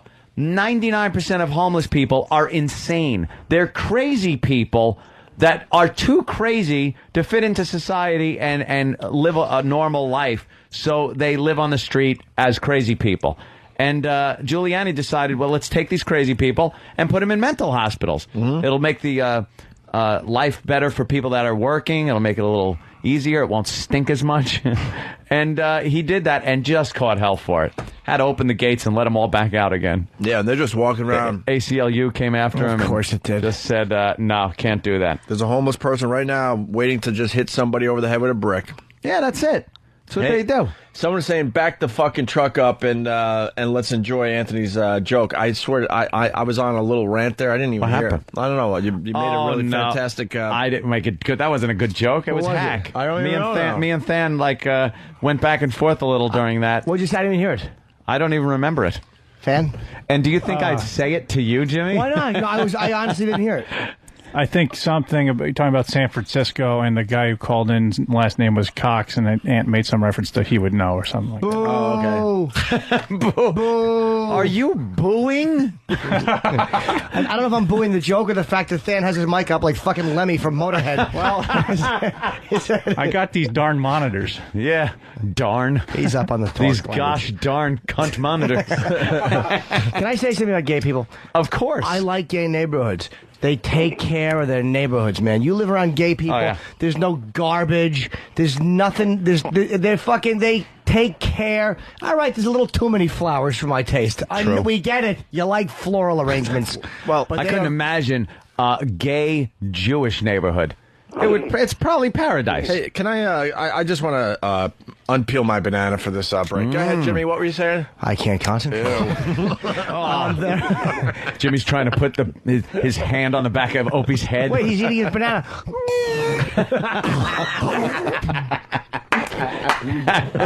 That's gonna, pull that, because that might have to be the sound one day. Yeah. For the unmentionable I contest. came up with another sound for that contest. Yeah. We gotta do Baba Booey one day. We gotta do Baba Booey. Why not? Just to prove to all those fuck faces that we don't give a shit. Johnny, North Carolina, what do you got? Hey, how many cakes did you stomp on out there? Oh, it was like a whack-a-mole. Linger longer. Linger longer. Hey, you're part of the OP. You're part of the OP Army. Thank you, sir. He was like fucking Cubert. Did Cubert hop on things? I don't know what Cubert did. What did Cubert, little trumpet nose Cubert, do? I hated Cubert's nose. Cubert had a trumpet nose. Fucking vacuum-nosed cocksucker. Did he do that? It was the pyramid thing. You had to get to the top and hop on all the squares That's first. when games were good, man. Yeah. Oh, some of the best video games. Right. I want 3 pixels per character, and I want 8 noises that can be made by the computer to make a sound. Remember Atari Football? How fucking awful it was. Like, wow, look at these boxes running, throwing a smaller box. Bling, bling, bling, bling, bling, bling, bling. I know It's a sound. That's supposed to be a football game. It was awful. Know what's funny about that? At the time, you thought it could never get any better. You're like, this Dude, is it's just so amazing. realistic. Right. Yeah. So realistic. Hey, can we pause the show for a second? What do you guys think of my guacamole cake stomping? I didn't know. I don't know what guacamole is. Is it guacamole? I think that's more like the Asian version. Is when they take woks and hit them what is it instead called? of whack-a-mole. Oh, whack-a-mole. That's why no one laughed. I didn't know what it is anyway. What's whack-a-mole? It's that dumb Whack-a-mole? You never carnival saw game. a carnival game? Oh. It stinks on ice. I knew I had something there if I came up with the right word. Little moles pop out of holes, and you have to hit them with a hammer. Oh, it's literally whack-a-mole. Yeah, whack-a-mole. Yeah. Okay. Not like, Not a mafia stool pigeon. no, nothing like that. Hey, that was an awful joke. No, I had a worse one. What? Because I couldn't remember his name. The guy from the Waltons. John Thomas. Boy? Yeah. Just say John Boy. Hitting Richard Thomas. Richard Thomas in the face. Whack-a-mole. Because he had that big mole. He sure did. Ta-da! Night, John Boy. Grandpa burned the house down. Did he? All right, here we go. Do you have ice hockey by Activision? Think you're ready for it? One of the roughest video games around for your Atari game system? Ready to battle for the puck? Well, to inflict fierce body checking, furious stick checking, ruthless tripping. You really think you're ready for all that? I'm ready! Fine. Cash your charge. Ice hockey by Activision! Oh, and it just was, like you said, a box on skates. Well, look at the fucking square puck going back and forth. Square. Ding, ding, ding. It was Pong with goals.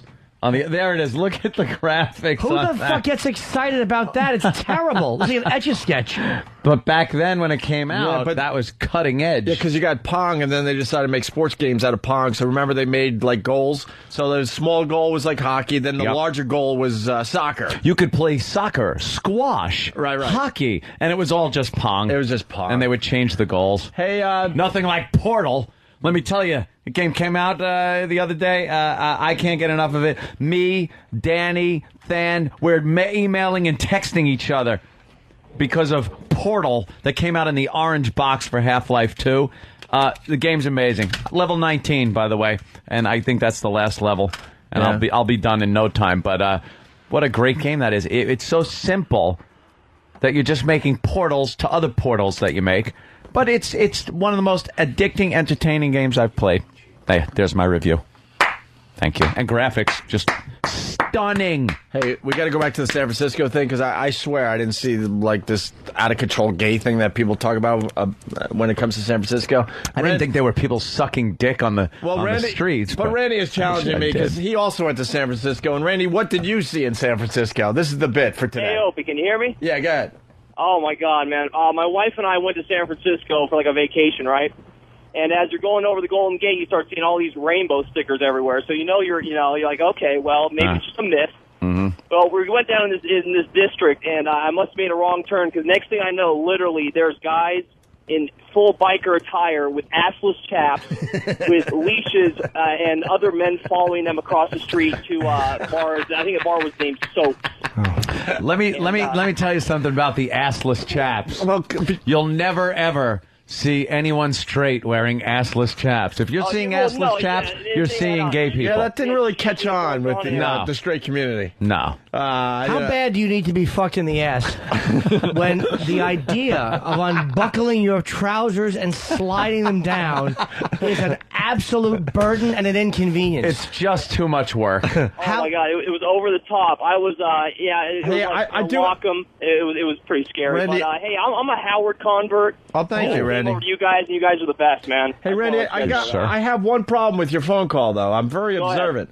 You said we made a wrong turn. Oh no, you're driving around Frisco. You don't know where you are. We're looking for like Haight Ashbury. And I have a feeling you decided you wanted to kind of take in some of the culture. Oh, I was an ex-hippie, so I was down there checking for Haight Ashbury, but it is totally corporate now. It's a joke. So. All right, thank you, sir. It really is. It's too bad. Keith in San Francisco, what's up? Hey, how you guys doing this morning? Good. Hey. Hey, talking about all the homeless stuff.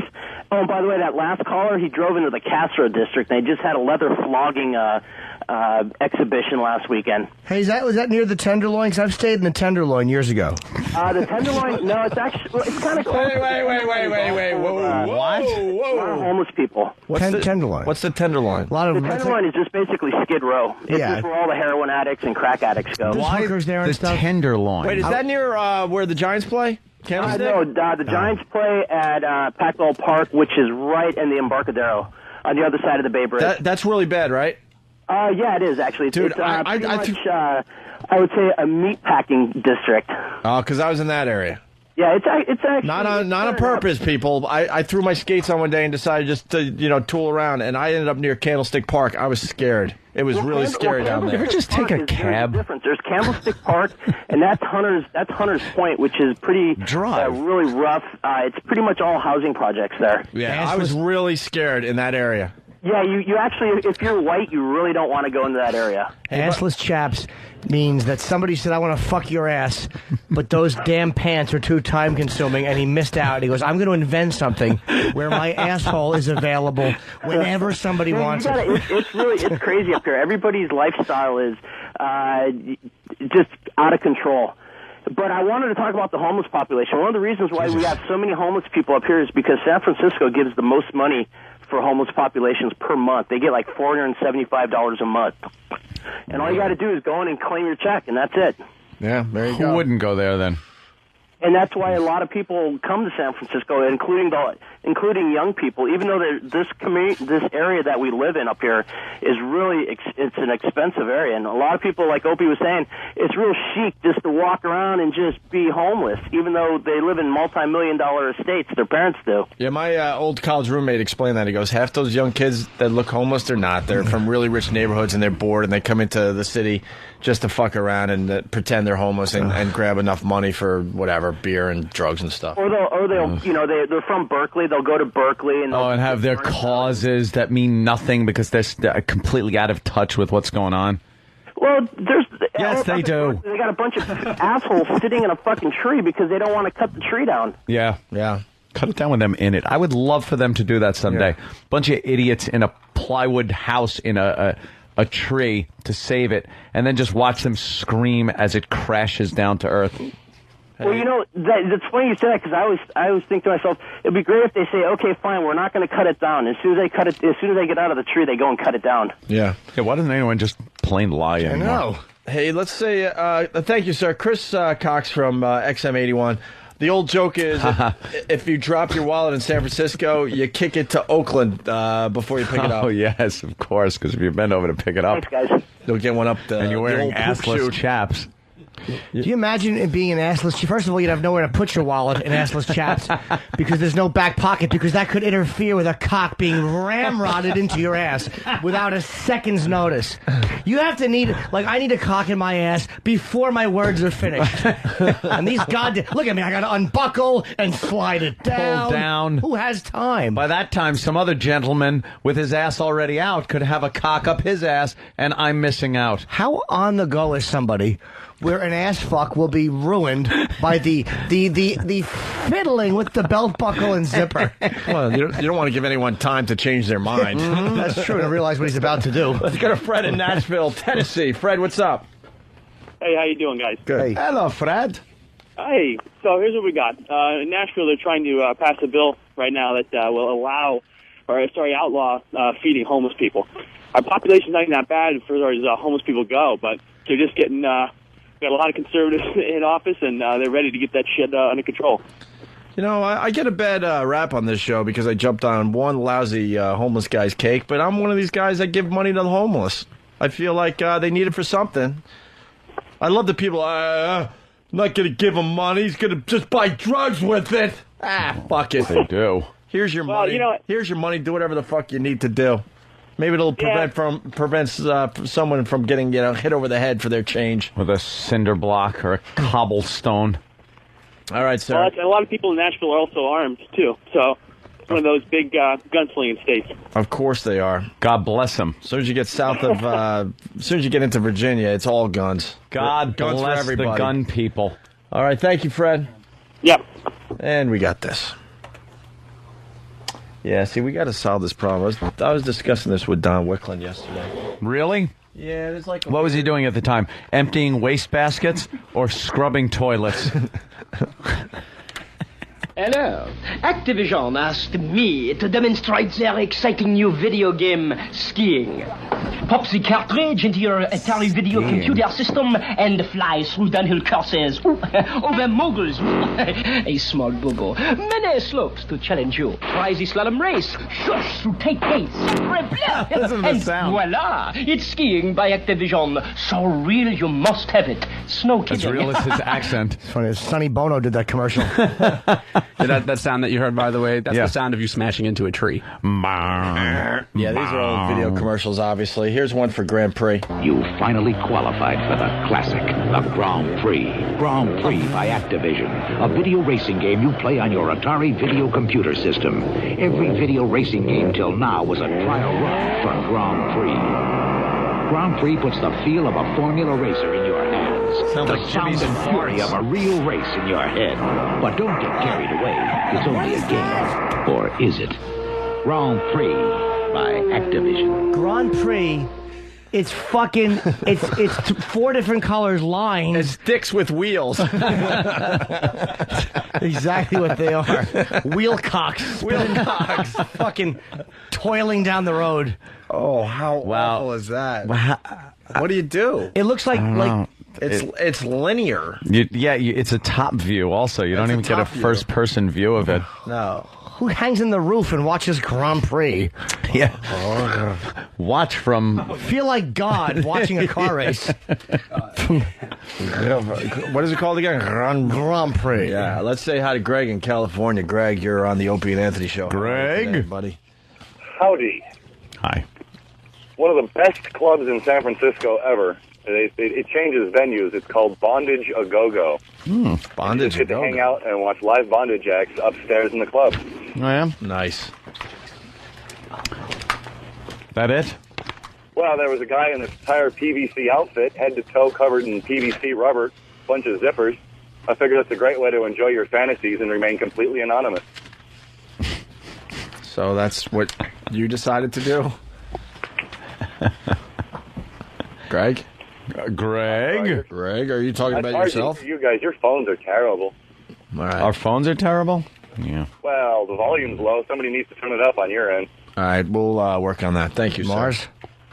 Hey, we got, I got to tell you, we have a lot of people that stop by and say hi. And in between commercials during the other side of the show, Anthony and Jimmy ran off to meet Dr. Steve. And I'm thinking to myself, man, these guys never run off to meet anybody. No. But Dr. Steve is in-house, and you guys ran off to say hi to him. Dr. Steve is legendary. Absolutely. Yes. Who else can I call and ask chlamydia and hepatitis questions to? Is it normal when I piss that I have to fucking grab the the little, what are they called? The towel rack? No, it should be joke books and fucking read them before I start talking. Fucking cocksucker I am. How do I get paid to talk for a living? And grab the, I can't pull pipes out of thin air. God, what a fucking... Hey, Dr. Steve, do you have any fucking talent pills you can prescribe for me?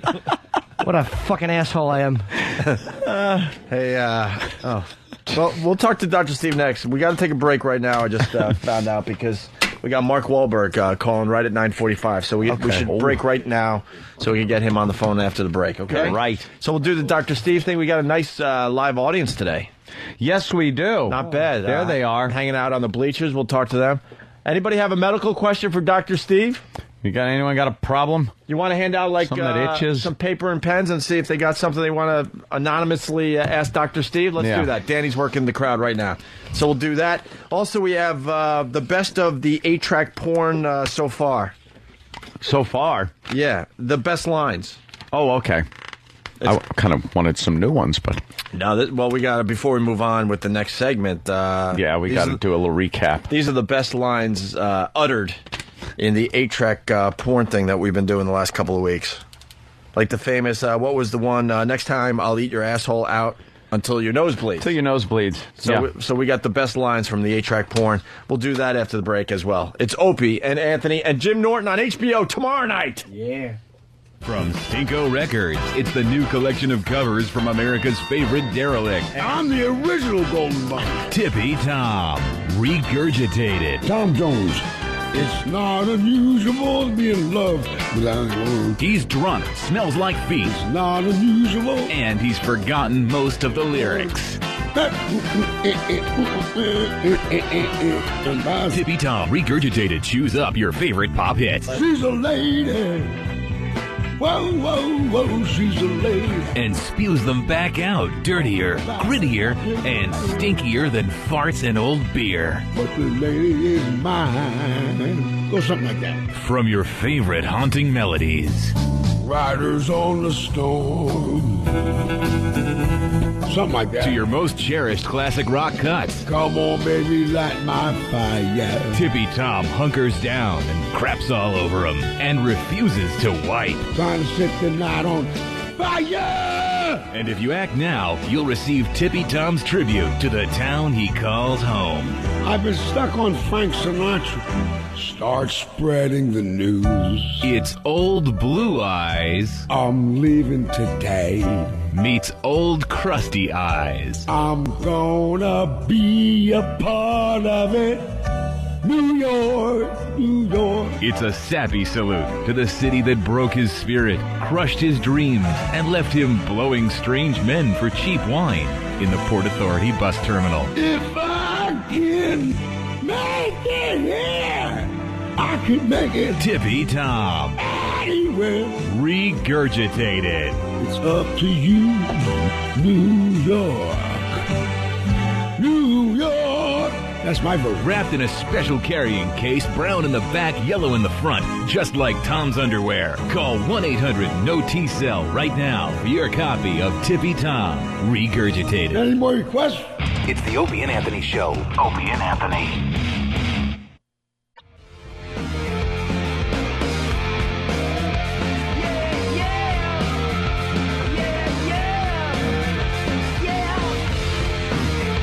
We're back with the Opie and Anthony Show.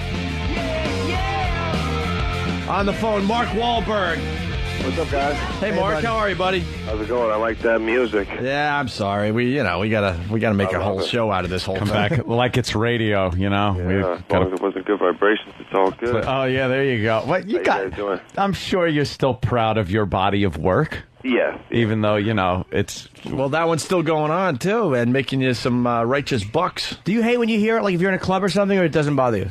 No, it's fine. But usually I know if I go somewhere, they purposely play it to see if it'll get a rise out. Just to screw with you. You know, I just wanted to get away from it enough to be taken seriously as an actor, and, as soon as I accomplish that, it's all good. Dude, that's a real compliment to your acting, is you were able to actually overcome...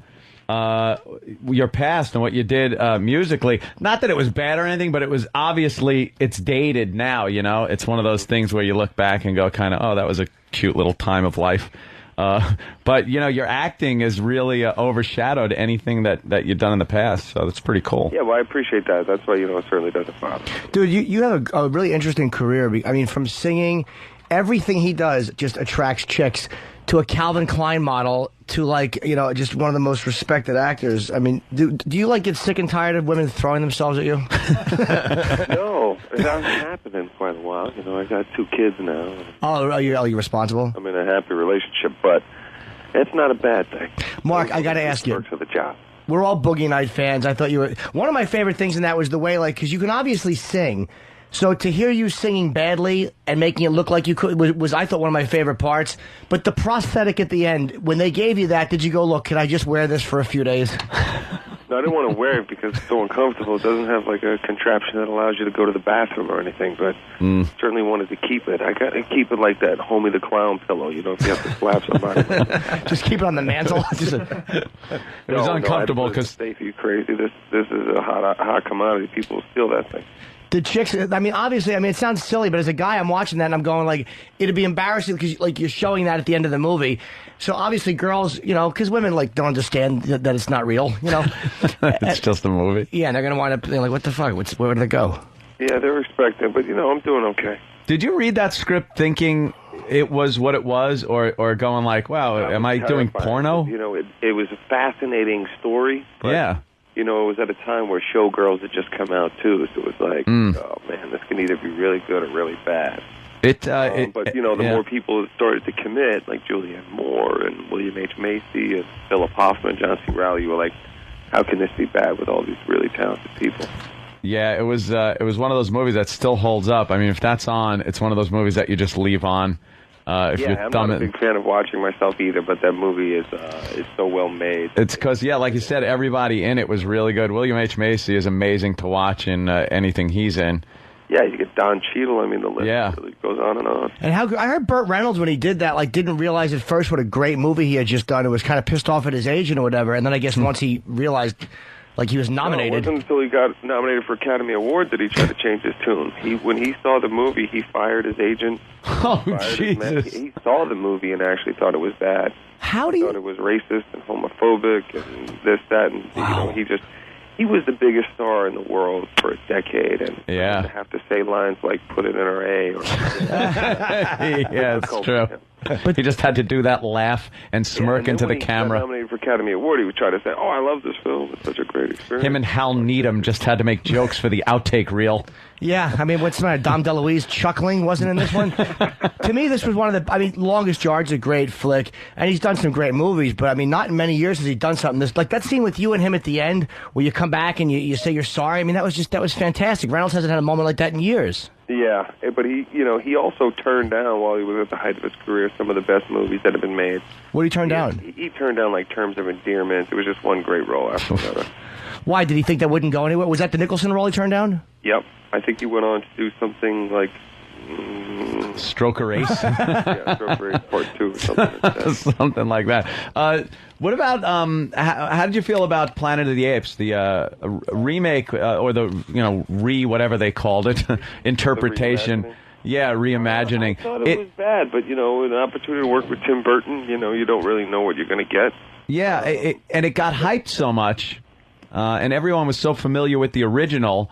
I liked it. I just was a little confused at the end, and I think that kind of gets people when they can't just wrap something up at the end and walk out of the theater. Exactly. And when the original came out, the social climate was totally different. Yeah.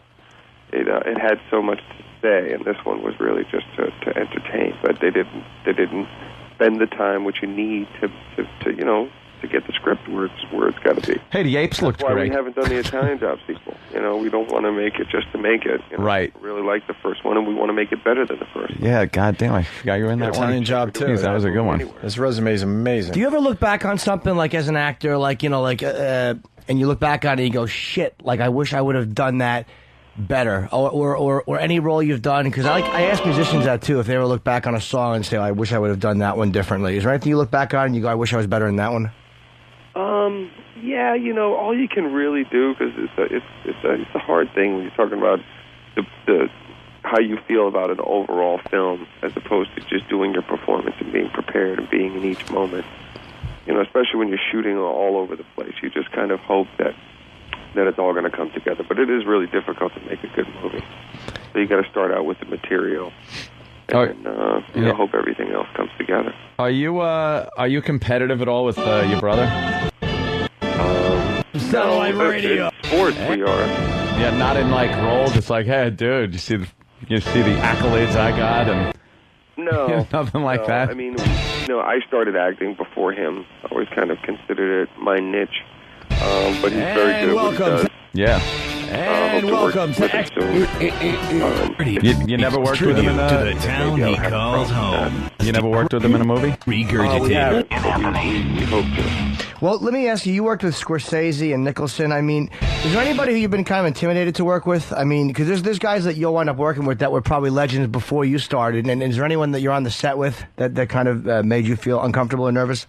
No, when you work with talent like that, it really it elevates you. So I jump at the opportunity to work with talented people. It's when you're working with somebody who's inexperienced, first-time director, situations like that, actors, like rappers trying to be actors, that kind of thing. Hey, that Method Man is very good. Credit where it's due. Yeah. What was I was kidding. Yeah. What was your favorite movie to do, Mark? Probably the M. Night Shyamalan, the one I just finished. Yeah. Good seg. I like this guy, huh? We Own the Night, which starts today. Getting good reviews, by the way. Yeah. And what's the movie about? Huh? What is it about? We Own the Night? Yeah. Well, it's basically about two brothers and their relationship, their strained relationship. I play a cop who followed in my father's footsteps, and Joaquin is kind of the rebel of the family who runs this nightclub, and now we're investigating these Russian drug dealers who are operating out of his nightclub. And we kind of ask him nicely to help, and he not only refuses, he makes it difficult, and so we end up going at it. And it's a very, very well done drama. Who's Duvall really play? About the relationship between the family and the tension. Does Duvall play your dad? Yes. Yeah, God Duvall damn. plays my dad. How's it to work with him? That's like, The best. that would freak me out, man. Is there any He's point? the nicest guy in the world. Yeah. All he does is talk about westerns and barbecuing. And he likes to tango, too. You should talk about tangoing. Robert Duvall loves to tango. Oh, I know. I tangoed in a movie years back, so he wanted to see what I had. Are you serious? Check out your tango chops. Yeah, I wasn't into all that. I told him it's not that kind of role. As a guy, if Duvall told me to tango, I probably would just to do it. Put your rose in you put the rose in your teeth and tango. Whatever his intentions were. Yeah. You I was going to ask you another question too. Shit. Oh, you know what I loved also in The Departed? I thought was very underrated in it. I mean, you and Matt Damon were obviously fantastic, and Nicholson was great. But how great was Martin Sheen at just making like a regular guy interesting? Martin Sheen was great. Martin Sheen has always been fantastic. You know, he originally wasn't cast in that role. No? It was an Irish actor named Jerry McSorley, who's been in a bunch of movies. You'd recognize him if you saw him. He worked on the movie for 3 weeks and then was replaced by Martin Sheen. Was it like a scheduling thing, quote unquote, like Harvey Keitel in Apocalypse Now, or was he just not doing a good job? The director didn't like your performance. Oh, wow. Ooh, that'll hurt. Yeah, when Martin Scorsese says, "Beat it, you stink." Yeah, he did. It didn't go over too well. But, you know, it's tough because when you're, you know, they're spending $100 million to make a movie and you're on the set and what you're doing is not kind of what the director had envisioned. It's a problem. Well, you dropped out of you were the remake of Ocean's 11. You were supposed to be, and you were replaced by Matt. Now, was that your choice? Yes. I can't see them booting you out of a movie. What happened? You didn't like it, or did you have something else you wanted to do? What happened was I had just done 2 movies with George, and I had the opportunity to work with a couple of other filmmakers and kind of go out there on my own. And if they would have waited for me, then I would have done that film as well. But with everybody else's schedule, it just wasn't going to work. And I was able to go on and do Italian Job and my own heist things. And By the way, I don't regret it by any means. There's a little confusion when you said when we asked you your favorite movie that you made. You said the one I just did. That's The Happening. That comes out next year, right? Yes. Yeah. All right. Not to be confused with We Own the Night, which comes out No, I didn't say today. It was my favorite film because I haven't seen it yet, but it was my favorite working experience. Yeah. Okay. There was a little confusion there. I just want to clear that up. Sorry about that. But the movie you would just explain comes out today. We Own the Night. Yes. Yeah. Okay. With thank you. Duvall and Joaquin Phoenix. How is Joaquin Phoenix? Because he's got this reputation of like hanging up on reporters. Is he like a temperamental like method actor? He's crazy, but I love him to death. I mean, you know, one day he's completely serious, or 1 minute he's completely serious, and then the next minute you can't get him to be serious at all. So he's kind of like an unpredictable, typical, really good psycho actor. Yeah, exactly. But, you know, I love bipolar disorder, I think. He's a super sweet guy, so. Do you ever just kind of goof on Donnie a little about the New Kids thing? A little bit. Yeah, I mean, as a brother, because I know I got an older brother. And well, he tries to goof on me every time. Yeah, that's what brothers do. They kind of goof on each other. I was doing an interview earlier, and I talked about why I didn't want to be involved in the New Kids, and I said creatively it wasn't really where I wanted to go.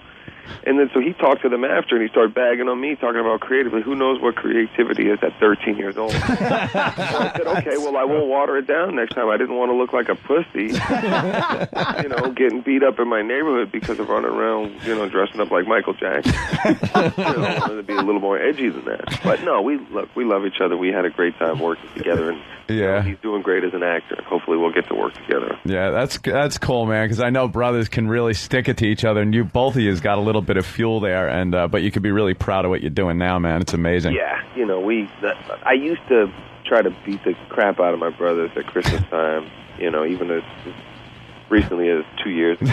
I was like, what are you doing? Your kids are here, their kids are here. Yeah, right.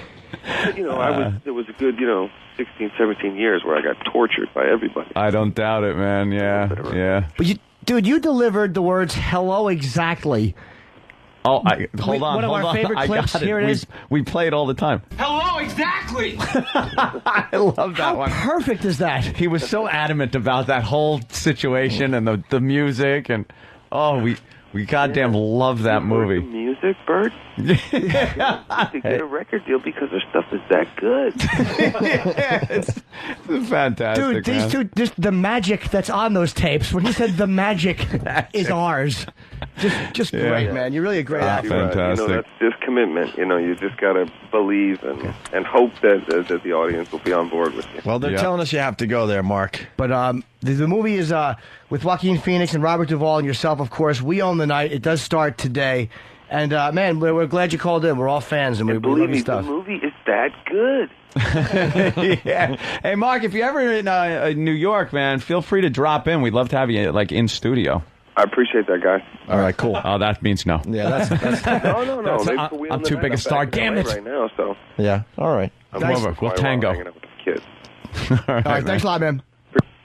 I tried. No, that's nothing. fine. Wow, I tried get him in. It's like, nah, okay.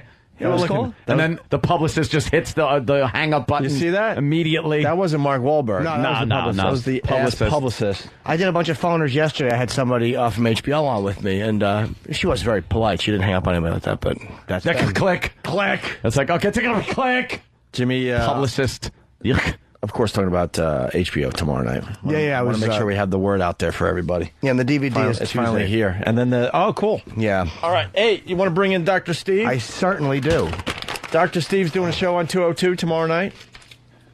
He's teaming up with what? Big Kev? Like Big Kev's doing an hour, and then Dr. Steve's doing an hour? Yeah. Is that it? Yeah. Yeah. There you go. Take the noisy chair. I love how the wheels on these chairs just go round and round. They're very noisy on the wooden floor. What's up, Dr. Steve? Hello. I'm just going to do this the whole segment. Oh, I love this. You know, you guys... it's like a Ouija board. Chair. Yeah, Uh-oh. We're all doing it. This is radio? What the hell?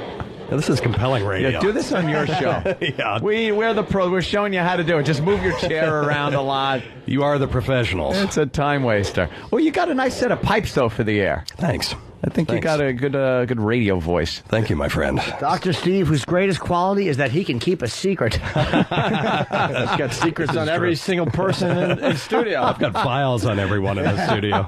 He could write a book. Yes. I'm sure. He already has. Not about us, but he's really one with, very unethical book about people because he's supposed to be confidential. That's right. So what is your stupid radio show going to be about? Jesus. Well, the stupid radio show is called Weird Medicine. Weird Medicine, okay. We're doing it at 10:30 on Saturday on the Saturday Night Is it going to be better than Fan and Sam? That's hard to say. I've never actually heard Thad and Sam. Oh, God. I actually never heard Thad and Sam. But I have Weird Medicine with Dr. Steve. Will it be better than Musical Adventure Hour? Yeah, that's pretty good. Definitely. Explain further, though. Weird medicine. What do you mean? Well, we're going to rubbing shit on your skin and stuff. Rubbing shit on your skin. What? I think the average. I've seen your fans. Yeah. And we've seen our fans. So you're going to do a weight loss show. I think that health isn't always the number one priority. True. With some of your fans. So we're going to work on that a little bit, and we're going to we may do some weight loss. I've actually got a segment on why being fat can save your life. So that might be encouraging for some of your listeners. Now wait, how does that get followed? Like if you get hit by a Boring. bus. Would you be nice to Dr. Being Steve? fat can save your life. I would like to know. Could you give a hint as to how? Well, I was going to save it for the show, but that's true. It's a tease. Have you done radio in the past? You got good mic technique. You got the good voice. It doesn't count what I did. I did college radio 30 years ago. College radio 30 years ago. We need him to cut some stuff for us. He's a prescription for good radio. That's right. That's what I like to say. That's something some hack like PD would come up with. Why don't we say he's your prescription? The doctor is in 6 to 10. Shut up. Well, we got people calling in with their weird shit already. We got Jason in Jersey. But this is the show you're going to do tomorrow night, right? Right. But might as well do it now when people are actually listening. In the Jason, Jason, what's up? Hey, fellas, how you doing? Hey. Thanks, Danny, for looking for that. Yes, Dr. Jason. Steve, I have a serious question for you. I'm not making a bit. Sometimes when I'm taking a dump, I'll come. I'll ejaculate. I won't be hard or anything. Steam will come Excuse me, right there. Stop. No disrespect, sir. I don't even need the doctor. I know what your problem is. You're German.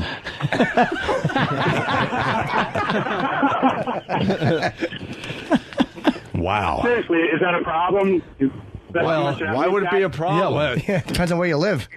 Yeah, it depends on how many times you're moving your bowels every day. Yeah. But no, it doesn't happen. all over the It place. happens every once in a while. Dr. Steve, if I may? Yes. I believe this has to do with his prostate being stimulated as he is defecating. You stole my thunder, Anthony. I just want to see if I can compete with the doctor, with the good doctor. Absolutely. A urologist can actually induce ejaculation by sticking their finger up your rear end and massaging your prostate. Sure, don't have to tell me. And why wouldn't they? I've made him have to change that wax paper on the counter quite a few times. Oh, wait. Are you one of those doctors that have to stick the fingers up the poop chute? I have done that. Oh, yes. my God. Could you do one of those today? Absolutely. Dude. Rubber gloves. I ain't Rubber gloves. joking. I know you're not. Look at him, rubber gloves. Where's I've left from Tennessee. Where's Watches in Pat Duffy? Let's see how great Pat Duffy really is. Oh, my God. It's an actual physical. Where's Pat It would Duffy? be a physical. You would actually do this right now? What are you feeling for? He's a doctor. Sure. He's a real doctor. Yeah. Well, actually, I can't practice in the state of New York. You're not practicing. You just feel you're being silly. What do you feel for in a prostate? When you stick your finger up there, you're obviously feeling through the intestine or the lower, the rectum. Right. What are you feeling for when you feel a prostate? Well, what the trick is that you feel a bunch of normal prostates. Sorry. I'm amazing, man. Every day in and day out, and then you start to recognize the abnormal prostate. Because you got to do this pretty quickly, I noticed. Yep. Like, you can't be sitting there for a while with your finger up some guy's ass going, I don't know, let me check this side and that. Unless you're my doctor. You go in. Fuck. So you go in pretty quick. Pretty quick. Give a little feel. Right to left, left to right, up and down. And what does it feel like? It's like a rubbery walnut. A rubbery walnut, about the size of a walnut. About the size of a walnut. It's supposed to be anyway. And rubbery. And then what would they feel? Is that like maybe bumpy isn't good? Obviously. Right. Bumpy is not swollen. good. Enlarged is not good. Would it be hard if it was cancerous or something? Sometimes. It could be woody. Woody. Yeah. Woody. Wow. I have a Okay. medical question for Dr. Steve. All right. And this has been bugging me.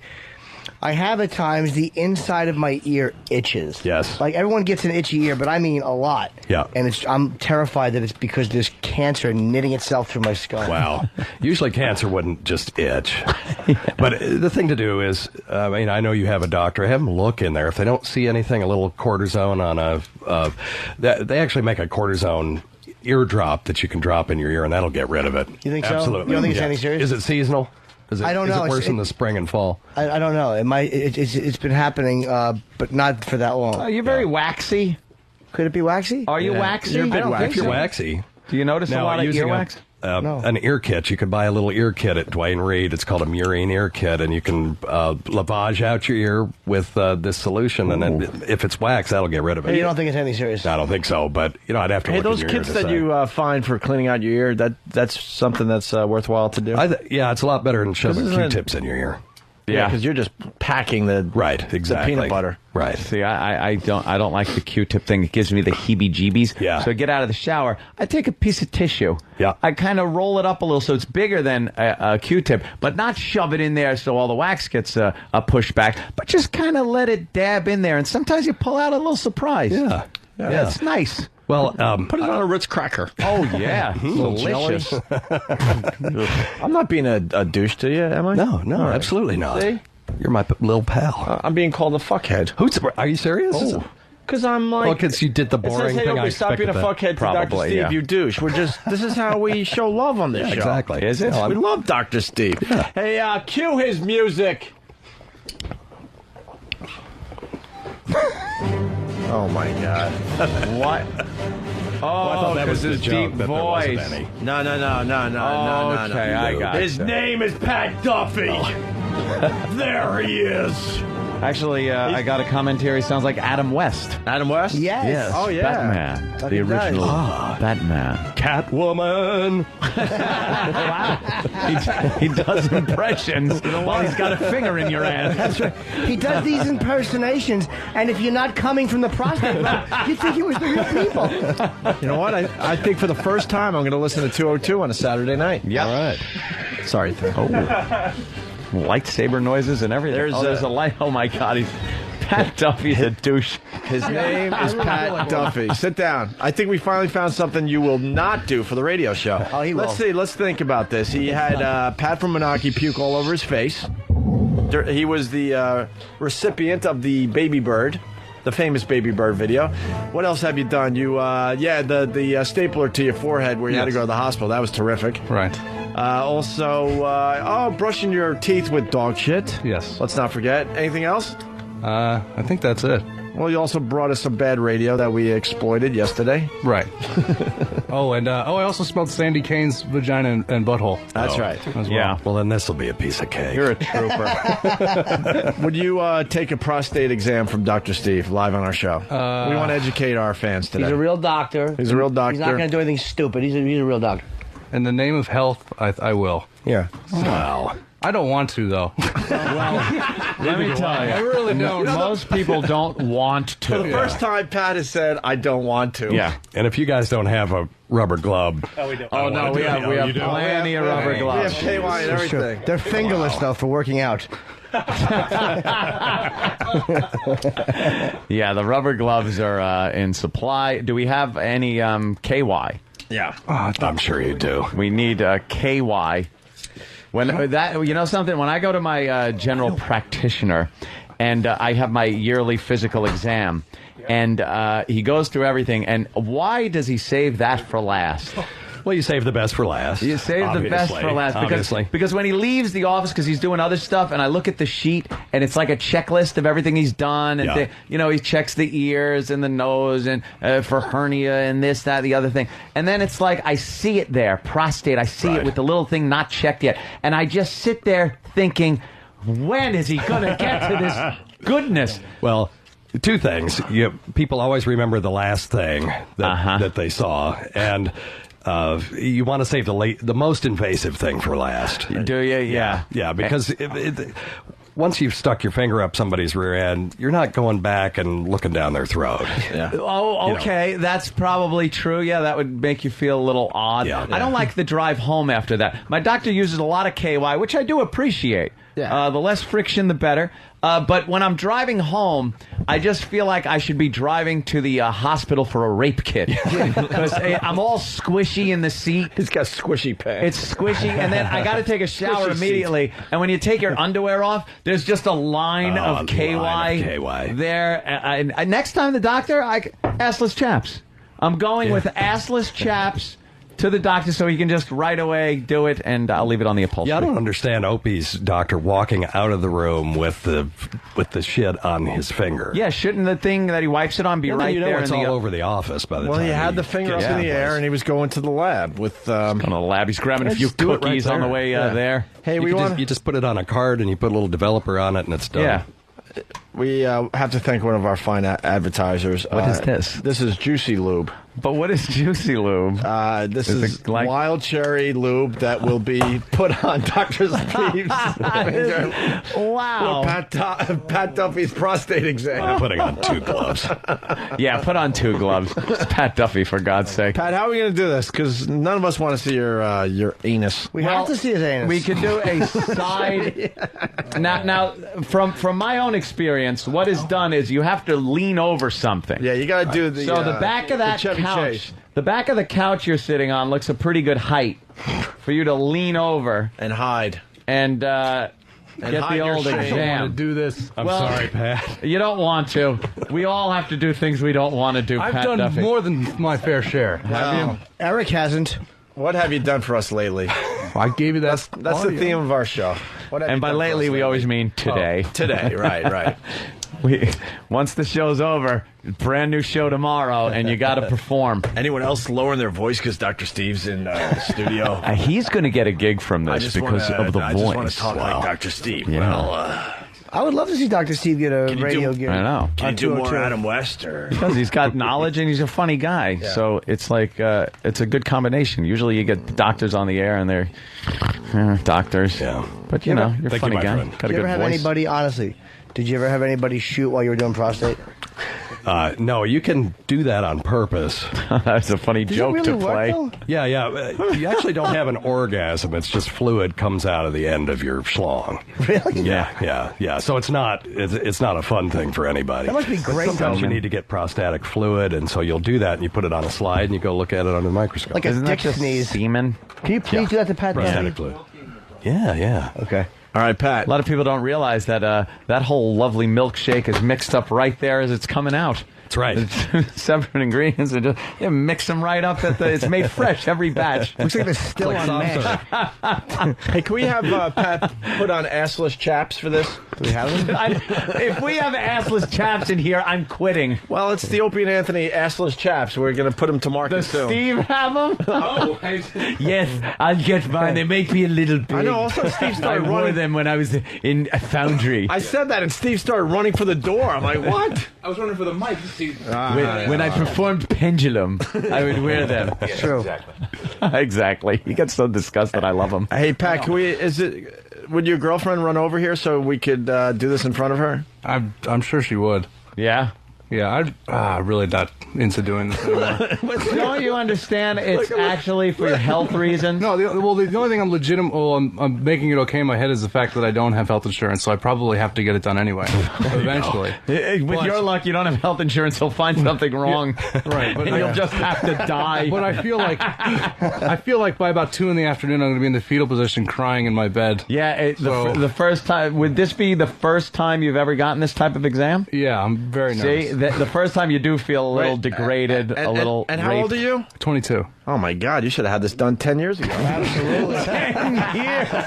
Now you know what? He's right. I have a little story about when I was 7 years old. I was it's about time. Hold on a minute. Finally, it's going to explain everything. No, Somebody this doesn't with a German explain penis. anything. It was a German woman. It was Dr. Fuchs, who practiced in East Northport. I was little 7-year-old Anthony, and I was over my grandma's house. I was over grandma's house, and my stomach hurt so bad, and I was all bloated. Little Anthony was constipated at 7. I think I used to swallow gum with a G. And I was a little bound up. Oh, don't worry. I didn't even want anybody going with that joke. You know what? With a quick edit? Yeah, I know. Did you just say you swallow cum? Edit that together. Thank you. They so it was determined by taking me to Dr. Fuchs that little Anthony was constipated. So I didn't know.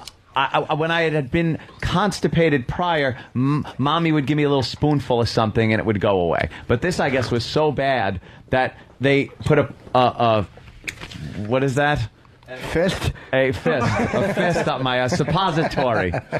They put a suppository up my ass at 7 years old. And I was horrified. Dr. Fuchs lays me down, and she had the German accent. I think she was like World War II escapee, and just shoved a suppository up my ass, and I didn't know what was going on. I'm kicking. I was like, and I remember that vividly. That's I keep searching for that again rotten in life. Impacted boy duties. And then back to Grandma's house, where I made the biggest shit a 7-year-old has ever made. It looked like the Hindenburg inside the toilet. It was giant. I was amazed at the size of this shit. I knew we would eventually get to Poopy Castle talk. Finally. Yeah, you got to go there. Poopy Castle. But that was first time any doctor had fiddled around with that area. But it wasn't that far. It's a little suppository. But now he's had nothing. I got to interrupt because hold on to your hats, kids. It's Pat Duffy's father. Pat's dad, what's up? He's got health insurance. Damn it, I paid for the staple bill. He's got health insurance. So Pat's dad is the health insurance? That's me. All right. Well, you better hope his prostate's good. The only thing he still owes, he owes St. Luke $75 for the copay still. All right, well, we'll pay that. I think I'm already late on the that. Empire now or what? Yeah, he's building the Empire. He's sitting there with his, this is part of the with Empire. his Darth Vader helmet on, and he's going to be bottomless in a few minutes. And then I'll work my way up to get the family discount on the $14.95 every 3 months for this radio, or what? Yeah, we need to get you a cheaper radio there, sir. I got the rowdy still, whatever that means. The rowdy? The rowdy, retard. I'm rowdy. He's got hyperactive XM. Yeah, no. What do you want, Jimmy? What do you want? Here's what we're going to do. Yeah. Pat, you are going to go behind that couch, right? You're going to lean over it. And the good doctor will also be behind the couch. That way... Well, we should move the couch forward. Yeah, we move the couch forward a little bit, of course. But that way you're bent over in the right position. Things are blocked for the audience who may be offended by such a thing. And we get a nice side view so we don't have to look at, actual. Because, let me tell you something. It's not going to be the finger going in the ass. That's not going to be the show. Pat Duffy's face is going to be the show. So let's remember that. All right, let's get the Pal Talk camera set. His girlfriend is on her way from the other joint. I want the Pat Duffy face cam. And Dr. Steve is doing a show on this channel tomorrow night. What time, Dr. Steve? 10:30 p.m. Weird Eastern Medicine. Time. And we gave him some Juicy Lube wild cherry flavor to put on his finger. Dr. Steve is pretty much our personal friend and physician. Technically, but I'll call to Steve and ask him questions. And he's a medical advisor, and I trust his judgment. He's been 100% so far. He's a real deal. He helps me with my. All right, I'll admit it. He helps me with my swamp lip every once in a while. This almost sounds like what Mr. Exxon does to us. I gotta go, boy. Cool reference stuff. God damn it. What did he say? I didn't hear him. Something that no one in here knows anything about, or the two countries he's fucking talking to. Hey, Patrick. Hey, McGillicuddy. Have fun. Bye. I will. Hey, Dad, I'm going to get a finger in my ass. How's that feel? Oh, wow. Yeah, I think you found your radio partner. You should do a radio show with your dad. I'd listen to that. You two just going at it for 3 hours a day. It moves around there, Steve. You don't have to move it. Closer. I was trying to focus in on Pat Duffy, and Steve is moving the camera as I'm using the remote control to move it. What's the ETA on Pat Duffy's girlfriend? She's getting on her way now. So. Yeah, Travis is meeting her downstairs. All right, and then she'll have to go through the 20 minutes of paperwork just to watch. 5's a good shot. As long as we'll keep her quiet. Should we take a quick break and then we'll do this next? Sure, if you want to do that. We can do that. Dr. Steve tomorrow night. Big Kev, you're doing your geek thing tomorrow as well? 9 to 10:30. 9 to 10:30. Big Kev's Big Kev Geeks. What is it? Big Kev. Big Kev's Geek Stuff. All right. I was close. Big Kev responsible for bringing Kevin Smith to this program. Yes, our good pal. Who hopefully will get us Ben Affleck. And then that leads to President Bush. Really? Oh, yeah. You'll say. I just want to say Benifer. Oh. All right, so we're going to prepare the studio for the Pal Talkers and for the radio audience and for the live studio audience. We have that mic out there? Yeah. Of course not. Oh, why would we? Take two on that. And we have a fine live studio audience. Oh, there they go. Yeah. Wow, yeah, great. Look how nervous Pat Duffy is. Pat, what's Holy wrong? shit, Pat. You What? are really nervous. No, I'm just thinking about the after effects of this. After effects? What's that? Like, just the psychological... You might have liked it. The psychological factor of it. The zip code changed to the West Coast. It's not like we're getting somebody like Danny to bend you over and do something to you. True. This is a person with the knowledge that is needed to make sure you're healthy in that area. And there's no problem. You do feel a bit silly afterwards. I will say that. And a bit squishy. Just keep telling yourself, it's okay, it's a professional. Pat, I had this done because I had strep throat, so don't worry. Which is a little weird. I know people think that's really like a joke. It really isn't. That's hot. I went in for strep throat, and I got a finger up my ass. Where's my good. I hope it's gone. I just have to say one thing, and that has been in my head ever since you played it.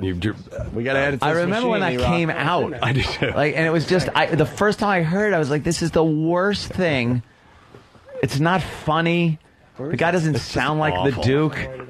Oh, maybe the Duke should have been checked.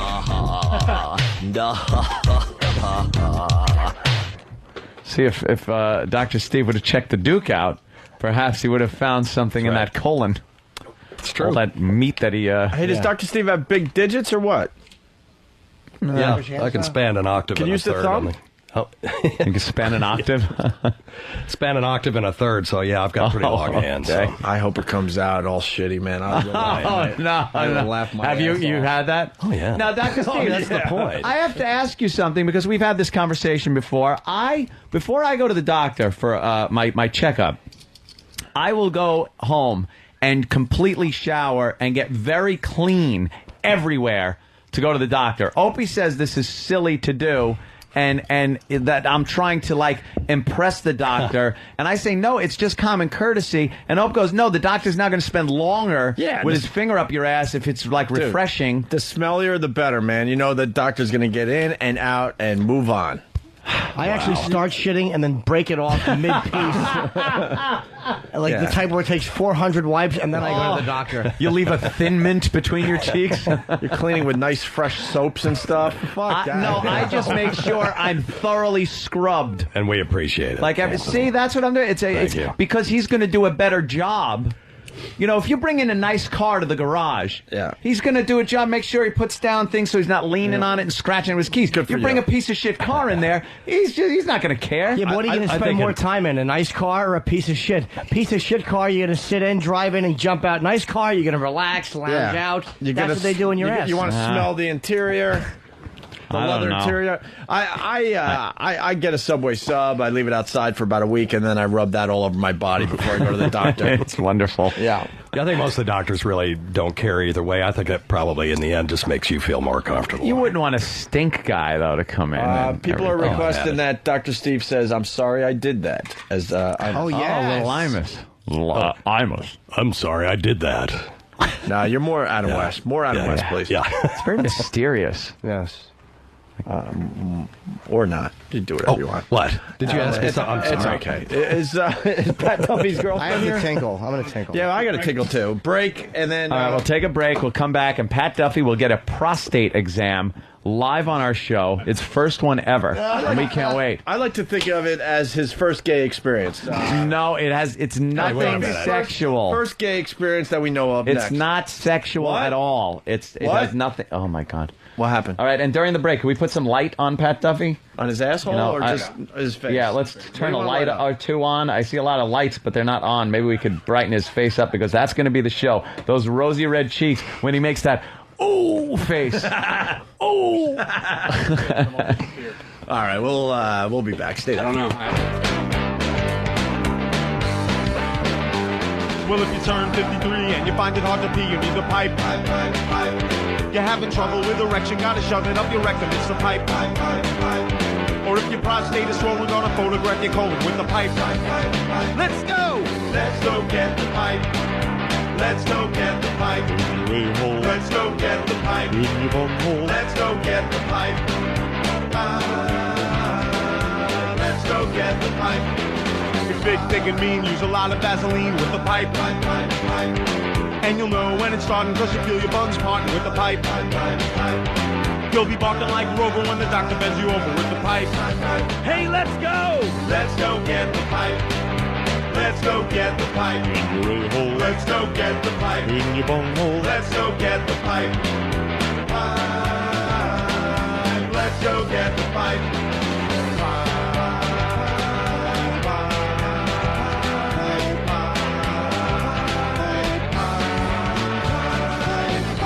It's the Opie and Anthony Show. The virus is spreading. My legs are shitty. My legs are shitty from your asshole. Legs are shitty. It's all in the eyes. My legs are shitty from your asshole.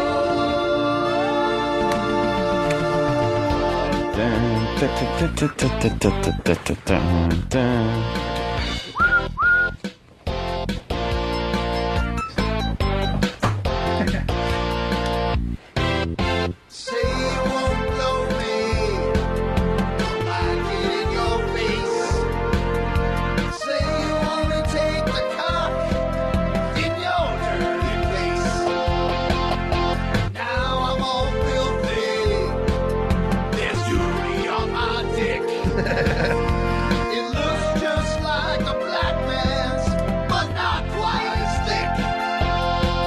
Your coolie needs a diaper, 'cause I'm in your going blow. Down a dirty hamper, and my dick's all shitty. My dick's all shitty from your asshole. My dick's all shitty. Great. My dick's all shitty from your asshole. Dick's all shitty. My dick's all shitty from your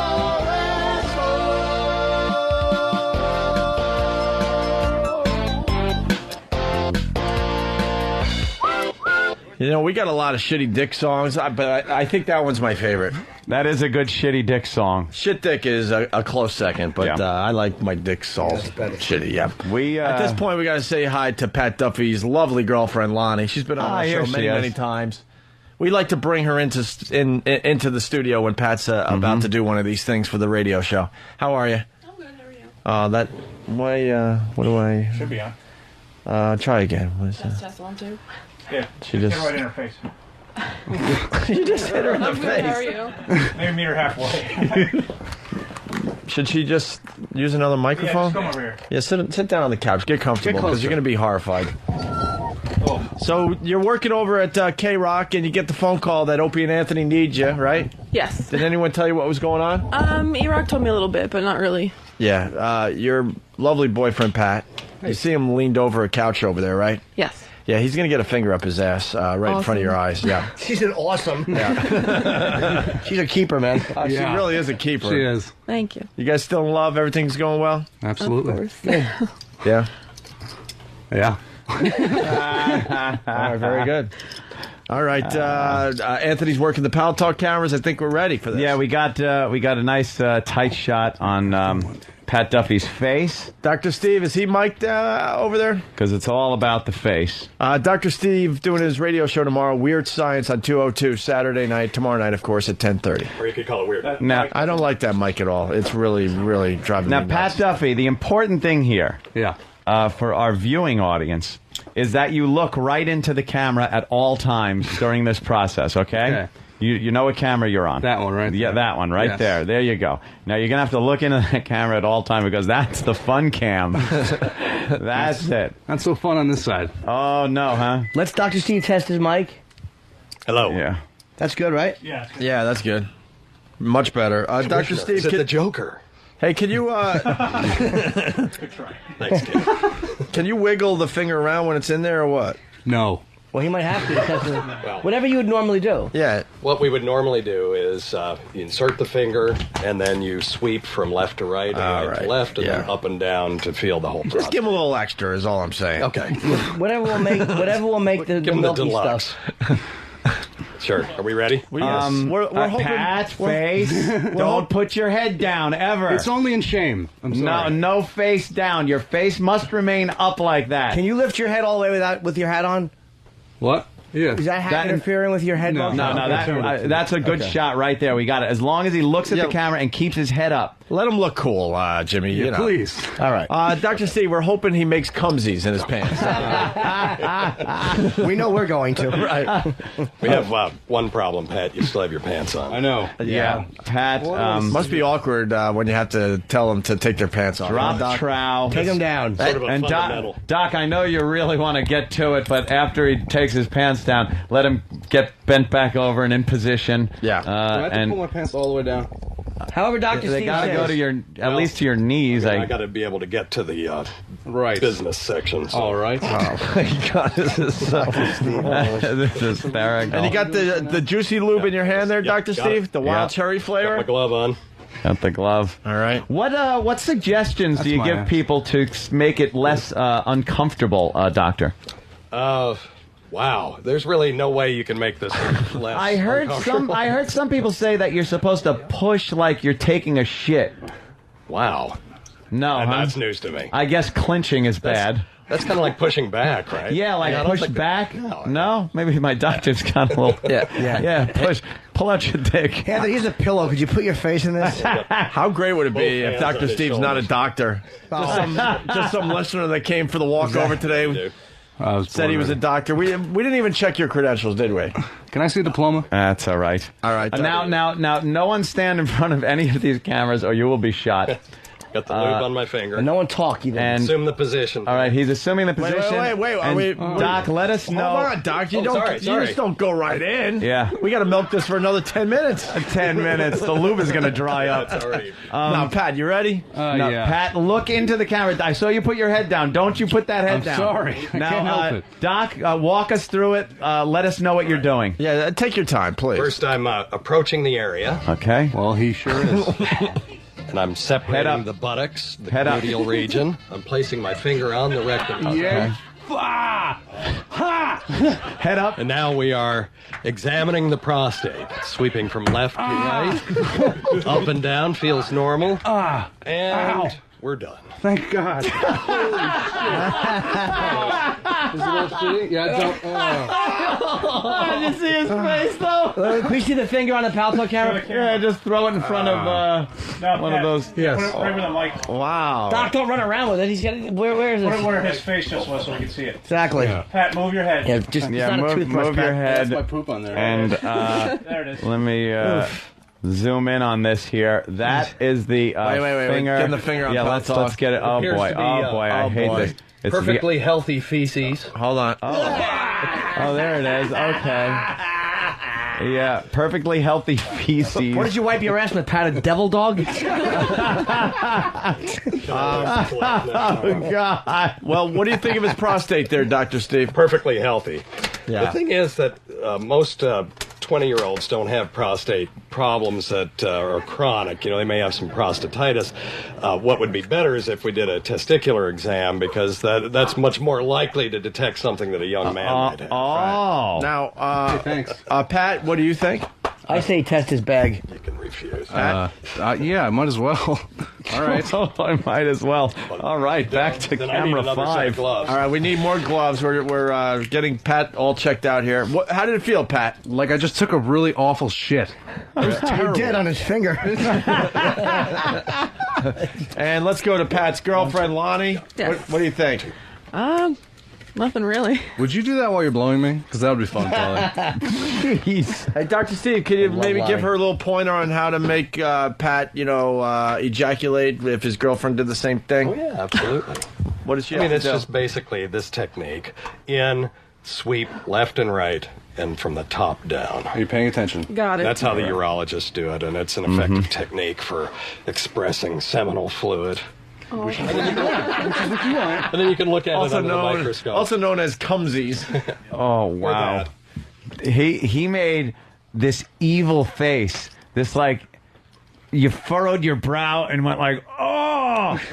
That was man sex. Yeah. You made a man sex face. You dared him to fuck you hard. I did.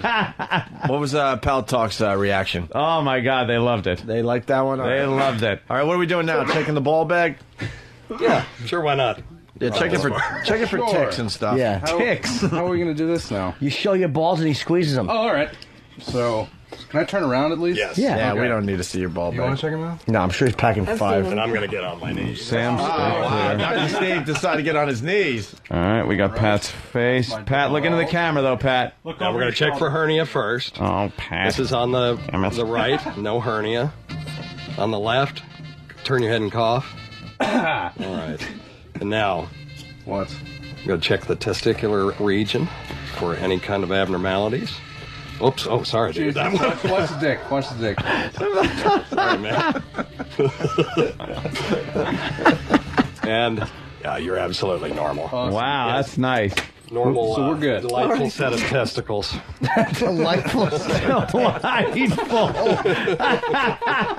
Dr. Steve finally comes to New York to visit us, and look what we put him through. Delightful set of testicles.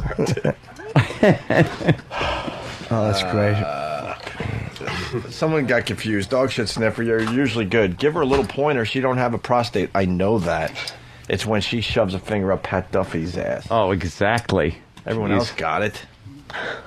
All right, there you go. Pat, you're healthy. I am. There you go, Pat. Did it hurt, Pat? No. I thought There it was no pain? No, it was like it was really more of a shock, if anything. It was just like fuck. Like I wouldn't describe it as pain. Hey, So Your face kind of looked like you were in pain. well, Hey, we got more pleasure. Florida Steve from D.C. checking in. He's got a great idea. I mean, Pat Duffy went through a little hell there, and I think it's Dr. Steve's turn. Would you allow Pat Duffy to give you a shit hat? Sure. Anything for the show. All right. Wow, that was gay. I thought that was very good. It was educational. Yeah, was it? As far as explain the education. Well, a lot of guys probably afraid to go and have a prostate exam. And if we could have fun with it here on the show, perhaps more people will think, I could do that. Guess what? Not everyone was having fun. Right, Pat? Yes. Well, I wasn't talking about the person going. I'm talking like bring your friends so they can laugh at you. That was my point of the whole thing. Gotcha. Going to the doctor. Gotcha. Yes, indeed. What? Jimmy? I have to. Jimmy? Yeah. Jimmy? Where's Jimmy going? I have to go. Where's Jimmy going? He's a big star now. I know he is. He gets to do whatever he wants. I have HBO tomorrow night. Yeah, you're on Tomorrow HBO night, tomorrow. On the road to tonight and tomorrow, but that show is sold out. Those shows are sold out. All 4 are sold. Danbury? Danbury's in 2 weeks. I'm doing Danbury. the Danbury Treehouse. And I'm also in Queensbury, New York. Queensbury and Dansbury? Yes. A lot of Bury. It's the Brie. The Brie. The Brie tour. Wait, my show is up against your HBO special? I'm looking at it just the opposite way. Uh-oh. Yeah, right. Ahead of my HBO special, follow this. It's just an uneventful little man. You can DVR it. I'm sure there's about 10 listeners that don't have HBO, Dr. Steve. Don't worry. You can do both. You can enjoy both. Yeah. All right. Line of the day, really? All right. Yep. We have what Brian Ogre thing too. That's my new bit, talking to myself, because people talk to me now in the headphones. Huh? In this great state-of-the-art studio, so you can play along now at home. Because I'll just start going, okay, yeah, that sounds good, out of nowhere. I've heard it. I know you have. Go, okay. Yeah. Jimmy, all right, we'll see you Monday. All right, Jimmy, HBO good tomorrow luck. night. Bye, guys. Thanks. See you guys Monday. Bye, Monday. Lonnie, thank you. We're gonna have to wave at each other. Oh, Dr. Steve, I would never refuse Dr. Steve a handshake, but this moment I would. He was wearing gloves. I don't care if he had a fucking catcher's mitt on. Give him some Purell. All right, I'll see you, buddy. I'm really glad. Give him a tongue bath. Bye, guys.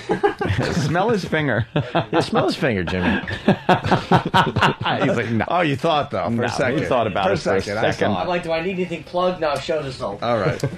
I think we're done, Ant. I think we could do line of the day and get out of here. We were going to do the best of 8-track porn so far, but we could save that for Monday. We'll save it. We have an interview to do. We're very big. Yeah, we got, what's your name again? It's Joe. It's not Joe, it's Mike. It's Joe. What? He said Joe. So I go, it's Joe. It's Mike. I think I remember his name. FMQB.com. It's Mike. Big fans of the show. I just remember. We're going to be on the cover, right? Yes. All right, cool. We got to get that interview out of the way. Guy's doing a cover interview, and I call him Joe. Well, yeah. No, I know. It's all right. Audience, anything? Did anyone come here with something that we never got to? Everyone all right? Danny, why don't you get out there? You guys all right? Taking pictures with Jimmy. Anybody have anything? No, we're good. Chlamydia? Any questions for Dr. Steve? Well, somebody gave me some questions. Hang on, let me find it in my pocket. Oh, yeah. There's a question from somebody that says, it normally takes me 2 to 3 hours to finish while having sex. It's always been this way. It's always this is a problem. It's always been this way. So that's an anonymous entry that we've received. Yeah, is he on any medication? There are Prozac and Paxil and Zoloft. Some of the antidepressants cause that problem. As a matter of fact, some people use them for that reason. Right. And, I would have to ask him if he was on any medication or not. Otherwise, that's a tough one. And it's usually psychological. Did you talk to your doctor? Right. All right. Jimmy, did you have something? Jimmy ran back in, put his headphones on, then ran out. We'll never know what he wanted. Not really. I had kind of a weak joke, but I bailed on it. The guy who said that he takes 2 or 3 hours to come, I said he has a disease. It's called braggeritis. Oh, that I'm more pretentious than I thought. Funny joke. Cool. I'll bow out gracefully. All right, Jimmy. Yes. Jimmy on HBO tomorrow night. Oh, Jimmy. Yes, come on. I think I'm taking pictures. Sorry. Did I get him? Did I get him? No, it's comfortable. It's good. We're just. Did I get him? Out of the way, Danny. Yes. Why don't you hire a sketch artist? Danny, get out of the way. That's okay. All right. Dr. Steve tomorrow night. Yes, sir. Big Kev, the big plug for your show. I'm sorry that you went by the wayside here, but, finger up Pat Duffy's ass trumps anything you have to say. Yep, my show tomorrow, Big Kev's Geek Stuff. Jesus, man. I don't mind being trumped by a finger up the ass. No, seriously, what do you got on the show tomorrow? 9 o'clock, Big Kev's Geek Stuff. 9 to 10:30, yeah. We're going to be discussing the fall geek lineup and how it's been going so far and a bunch of other things as well. LARPing? We will not be discussing LARPing. Fall geek lineup? Yes. What does that mean? There's a lot of geek shows TV on? shows that are Oh, geek TV. related. Heroes Stuff, has yeah. launched a whole bunch of Beauty and the Geek? Beauty and the Geek. Sure. Do you touch on that? We do. There's a touch on LARPer in There Beauty is a and the LARPer Geek in Beauty and this the season, Geek. yes. That's right. Any lost news? Any inside info? We will have some inside info. You'll have to tune in tomorrow. Oh, nice tease. Look at that. Nice Speak tease. that, Dr. Steve. All right. Thanks, Kev. Sure. Big Kev, everyone. All right. Line of the day brought to you by BodogFantasy.net. Free live scoring, stats, bios, and news that will help you win big this season in fantasy football. All at BodogFantasy.net. And I guess the listeners are playing Travis this season if they go to BodogFantasy.net. Yeah, it's pretty awesome. It's pretty awesome. Are you winning? No, I'm very close, though. I'm like 3 or 4 games behind the leader. We have like 600 people in the league. Are you kidding? Yeah. Oh, you are kidding? No, I'm not kidding. No. We have about 600 people playing. I like that. Are you kidding? Yeah. Can you get new people to play? You can, yeah. You can try and catch up with everyone. Sure. See, all right, well. I know. I won't tell them how to do their thing. No, I know. They should have, they should be able to play every week. And we were trying to do something like that. But and then, you would get a lot of people that would do this week. Yes. All right. But for the 600 there, it's tons of fun. That's pretty cool, actually. All right. BowDogFantasy.net. Some lines of the day here. Actually, thanks, Miss. Oh, you're a boy. A runner-up line of the day. Grand Prix by Activision. Grand Prix. It's fucking. It's 4 different colors lines. It's dicks with wheels. Grand Prix. That did suck. I'm glad they're following the format for line of the day. Take the last 15 minutes of the show and figure shit out. Of course. Well, plenty of good lines. Why am I bitching? I rarely get a mention. I should be happy. Thank you. No more lines of the day for you. Wow. Thank you, Stan. How's mother? Giving you some shit. The communication in my family sucks. All right. What do you expect? There's your mother update. Here's another runner-up line of the day. Carry some heavy boxes, and I dropped them all because I couldn't. Ooh. What was in the boxes? Matchsticks. Please let it be. Ooh, Anthony, $1,000 on the Eagles. Yes. We'll find out how you do on Monday. $1,000 on the Eagles because Opie, very, very... You're very confident that the Jets are going to win. We need a win, and we're playing at home. Yeah, well. It's a guarantee. It's a lock. It's a lock. And the Cowboys will beat the Pats. Oh, just bet against everything Opie is saying. Use any money laying around. See, this is, I had to pick football picks, but these are the three I'm really feeling.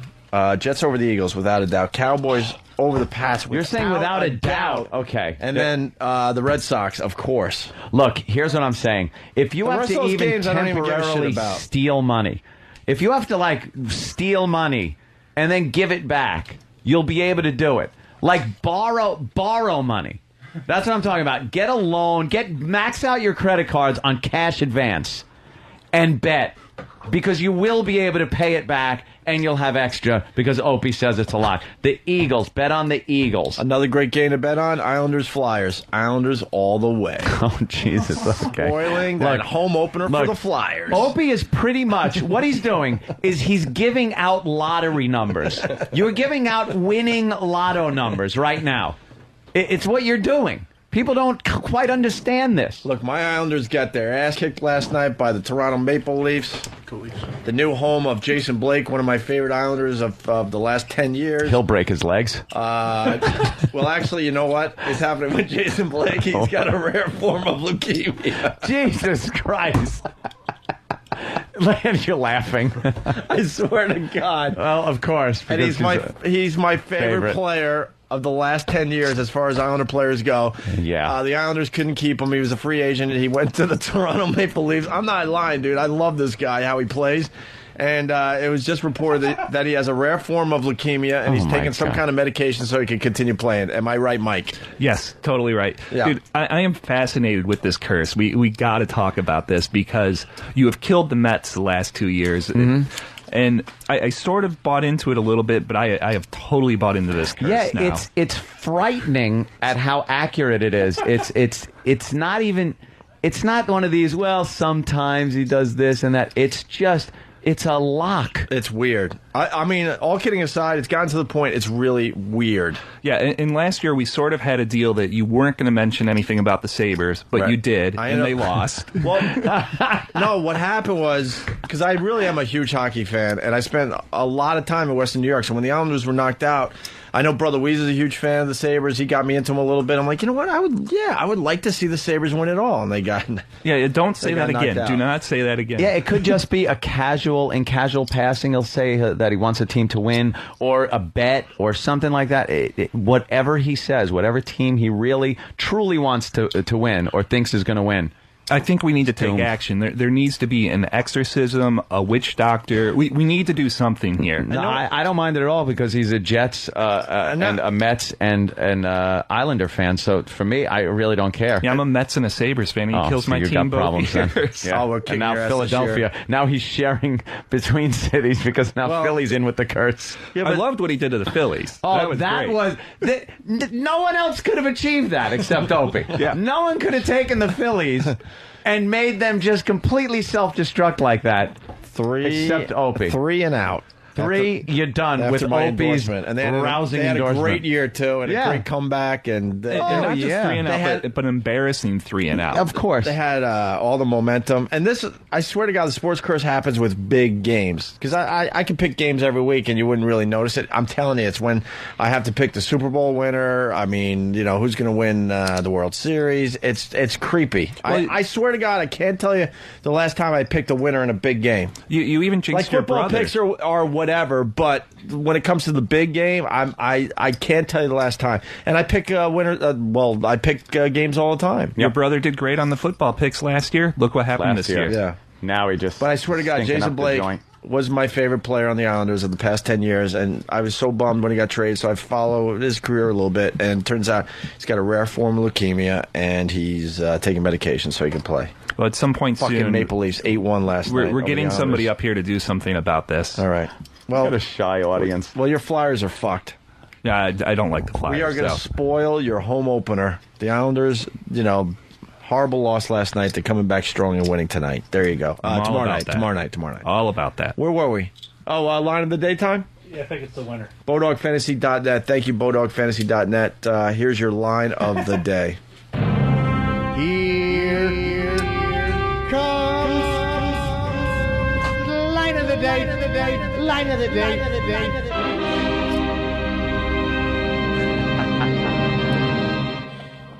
Sometimes when I'm taking a dump, I'll come.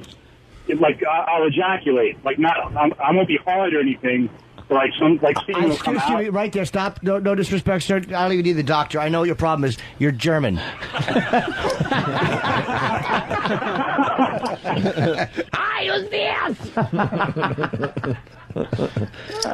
The Flyers home opener is not a big game. No, that's what I was getting at. It's just a home opener for the Flyers.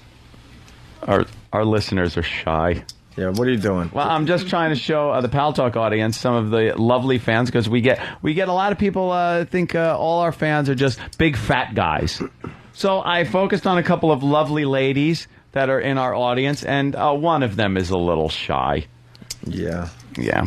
She keeps hiding herself with her hands. She's hiding her bosom. Yeah, be proud. She's hiding her. There you go. She's hiding her bosom. Her bosom. Cover up your blouses. Opie and Anthony are here.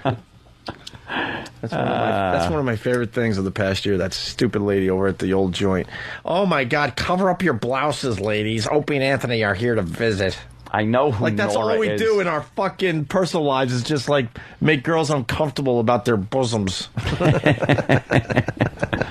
Yeah, that's our job. All right, we're just babbling. All right, we're out of here. MikeFMQB.com. Yes. Check that out. A great radio site. Dr. Steve tomorrow night at 10:30. Weird Science. Big Kev. Big Kev's Geek Stuff. See, I'm not a geek. What's the name again? Yeah, that was it. You had it. Big Kev's Geek Stuff. Correct, yeah. Big Kev's Geek Okay, Stuff. cool. At 9 o'clock tomorrow night, right here on 202.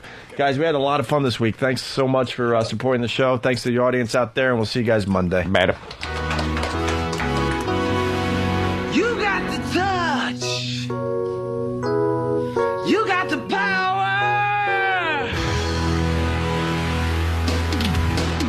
Yeah.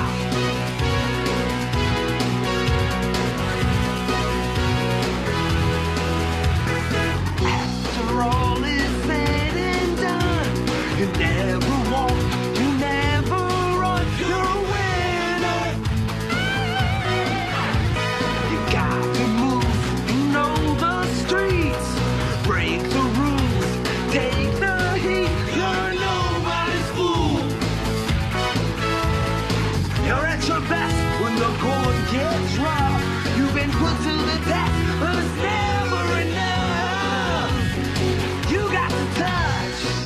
Opie, Anthony. Opie and Dopey. It's the Opie and Anthony Show.